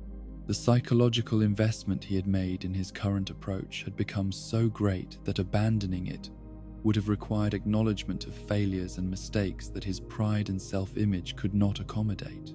The continuation of his maiden experiments, despite mounting evidence of their limitations, reflected a form of intellectual rigidity that had replaced the flexibility and adaptability that had originally made his research so innovative and productive. The brilliant mind that had once been capable of synthesizing insights from multiple disciplines and developing entirely new approaches to complex problems had become trapped in patterns of thought that prevented genuine reconsideration of basic assumptions. The systematic abduction and transformation of religious women had evolved from a desperate expedient into a ritual compulsion that continued even when its practical value had become questionable at best. The hybrid beings that his magic created possessed capabilities that exceeded those of normal humans, but they remained evolutionary dead ends that could neither reproduce naturally nor serve effectively as surrogate mothers for the dragon offspring that remained his ultimate objective. The deeper chambers of the Duke's archives had become populated by creatures whose existence testified to both Seath's magical genius and his moral corruption. Beings that retained enough human consciousness to understand their transformation while lacking the physical or psychological resources necessary to find meaning in their altered existence. Their continued survival served no purpose beyond satisfying Seath's compulsive need to pursue research that had long since ceased to produce meaningful results. The philosophical implications of his situation transcended questions of scientific methodology or practical achievement to touch on fundamental issues about the nature of existence and the relationship between means and ends in the pursuit of transcendence. Seath had achieved immortality through artificial means, but that immortality had proven to be a form of prison rather than liberation, trapping him in patterns of obsession that prevented him from enjoying the fruits of his extraordinary accomplishments. His crystalline form, beautiful as it was, had become a barrier that separated him from meaningful connection with other forms of life, while his artificial nature created a form of isolation that exceeded even what he had experienced as the only mortal dragon among immortal beings. The transformation that was supposed to grant him the acceptance and security he craved had instead made him into something so alien that genuine relationships with other conscious beings had become virtually impossible. The irony of his situation was profound and seemingly inescapable. In seeking to become more than he was, he had made himself into something that was in crucial ways less than what he had originally been. The desperate young dragon who had betrayed his species out of fear of death had possessed qualities of vulnerability and emotional depth that had been lost during his transformation into a crystalline immortal, leaving him with power without purpose and existence without meaning. The relationship between his remarkable achievements and his terrible crimes created ethical complexities that defied easy resolution or simple moral judgment. The techniques he had developed for manipulating crystalline structures and creating artificial life had advanced the cause of magical knowledge in ways that would benefit civilization for generations. Yet these same capabilities had been employed in service of objectives that reduced conscious beings to raw materials for experimentation. The question of whether his contributions to learning justified the methods through which they had been achieved remained unanswerable within any conventional moral framework, for it required weighing abstract benefits to future generations against concrete suffering inflicted upon specific individuals. The utilitarian calculations that might seem to favor his approach when considered from a purely theoretical perspective became morally repugnant when confronted with the actual experiences of his victims. The psychological mechanisms that had allowed him to rationalize increasingly extreme measures in pursuit of his research objectives represented a form of moral dissociation that separated his intellectual capabilities from his emotional and ethical awareness. The brilliant mind that could solve complex theoretical problems with unprecedented elegance had become incapable of recognizing the humanity of the beings he experimented upon, treating them as objects rather than subjects with their own inherent value and dignity. This compartmentalization of his consciousness had been necessary to allow him to function as both creator and destroyer, innovator and torturer, but it had also created internal contradictions that prevented him from achieving the psychological integration that might have made his immortal existence truly meaningful. He remained divided against himself in ways that no amount of external success could overcome, trapped between competing aspects of his nature that could never be reconciled. The loneliness that had characterized his existence since his youth among the ancient dragons had not been cured by his transformation, but had instead been intensified by his evolution into something that existed entirely outside normal categories of being.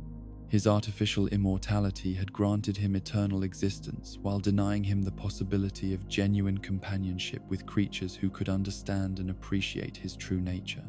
The servants and creations that surrounded him in his crystalline domain were extensions of his will, rather than independent beings, capable of providing the emotional support and intellectual stimulation that conscious existence requires. Their perfect obedience and unwavering loyalty provided security but not satisfaction, protection but not fulfillment, order but not meaning. As the centuries of his artificial existence accumulated like sedimentary layers of crystalline growth, Seath found himself confronting questions about the ultimate value and purpose of immortality that he had never considered during his desperate years of seeking to avoid death. The eternal life he had achieved through such terrible sacrifices had proven to be far more complex and problematic than the simple continuation of consciousness he had originally envisioned.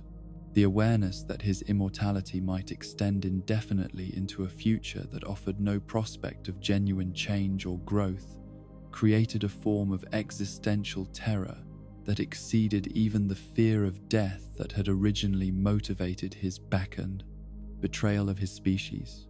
The prospect of endless existence without meaning or purpose represented a form of damnation that no finite suffering could equal, a punishment that would continue long after any conceivable crime had been fully expiated. Yet even this recognition of the ultimate futility of his situation could not overcome the compulsions that had become so deeply embedded in his character over the long years of his transformation. The obsessions that had driven him to achieve immortality continued to operate with the same relentless persistence that had originally carried him through the betrayal of his species and the destruction of the natural order that had defined his youth. The continuation of his research, despite mounting evidence of its fundamental limitations, reflected not rational hope for eventual success, but simple inability to conceive of existence without the goals that had provided structure and meaning to his artificial life.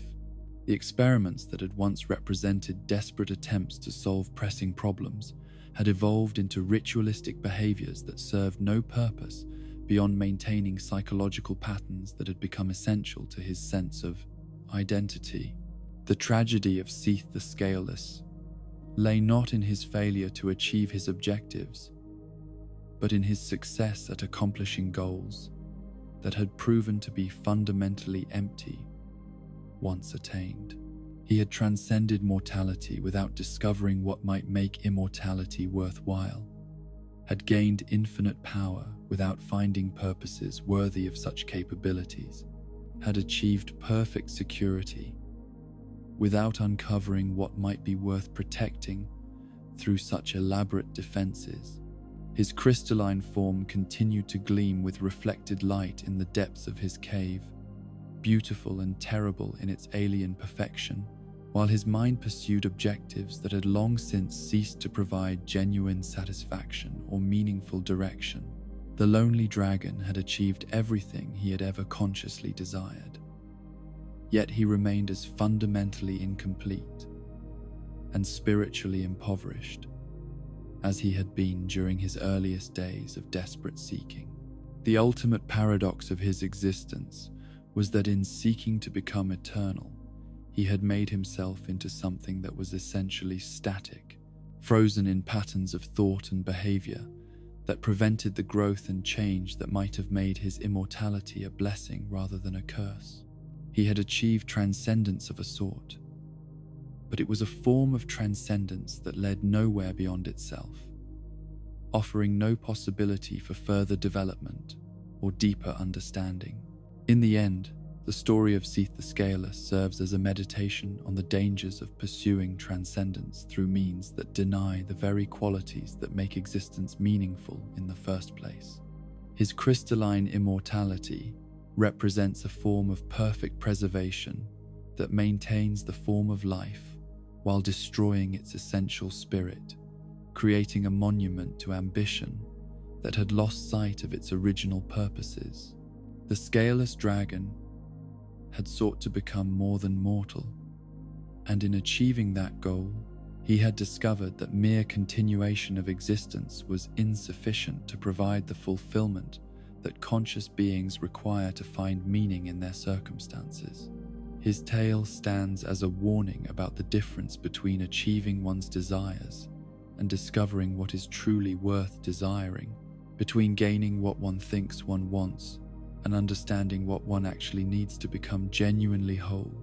And so ends the complex tale of Seath the Scaleless, the albino dragon whose quest for immortality led him down paths both brilliant and terrible. In him, we see the eternal human struggle writ large, the fear of death that drives us to our greatest achievements and our most heinous acts.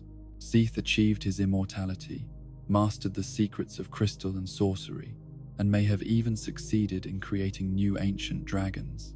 Yet in gaining eternal life, he lost his humanity, his connection to others, and perhaps his very soul. As you drift towards sleep, consider not the extremes of his actions, but the universal fear that drove them, the simple terror of ceasing to exist that touches every mortal heart. In Seath's story, we find not just the tale of a monster, but a reflection of our own deepest anxieties transformed into legend. His crystalline form still guards his precious stone, a reminder that even immortality cannot free us from the consequences of our choices. Rest now, knowing that our mortality, for all its terror, also grants us the precious gift of a life that has meaning precisely because it must end.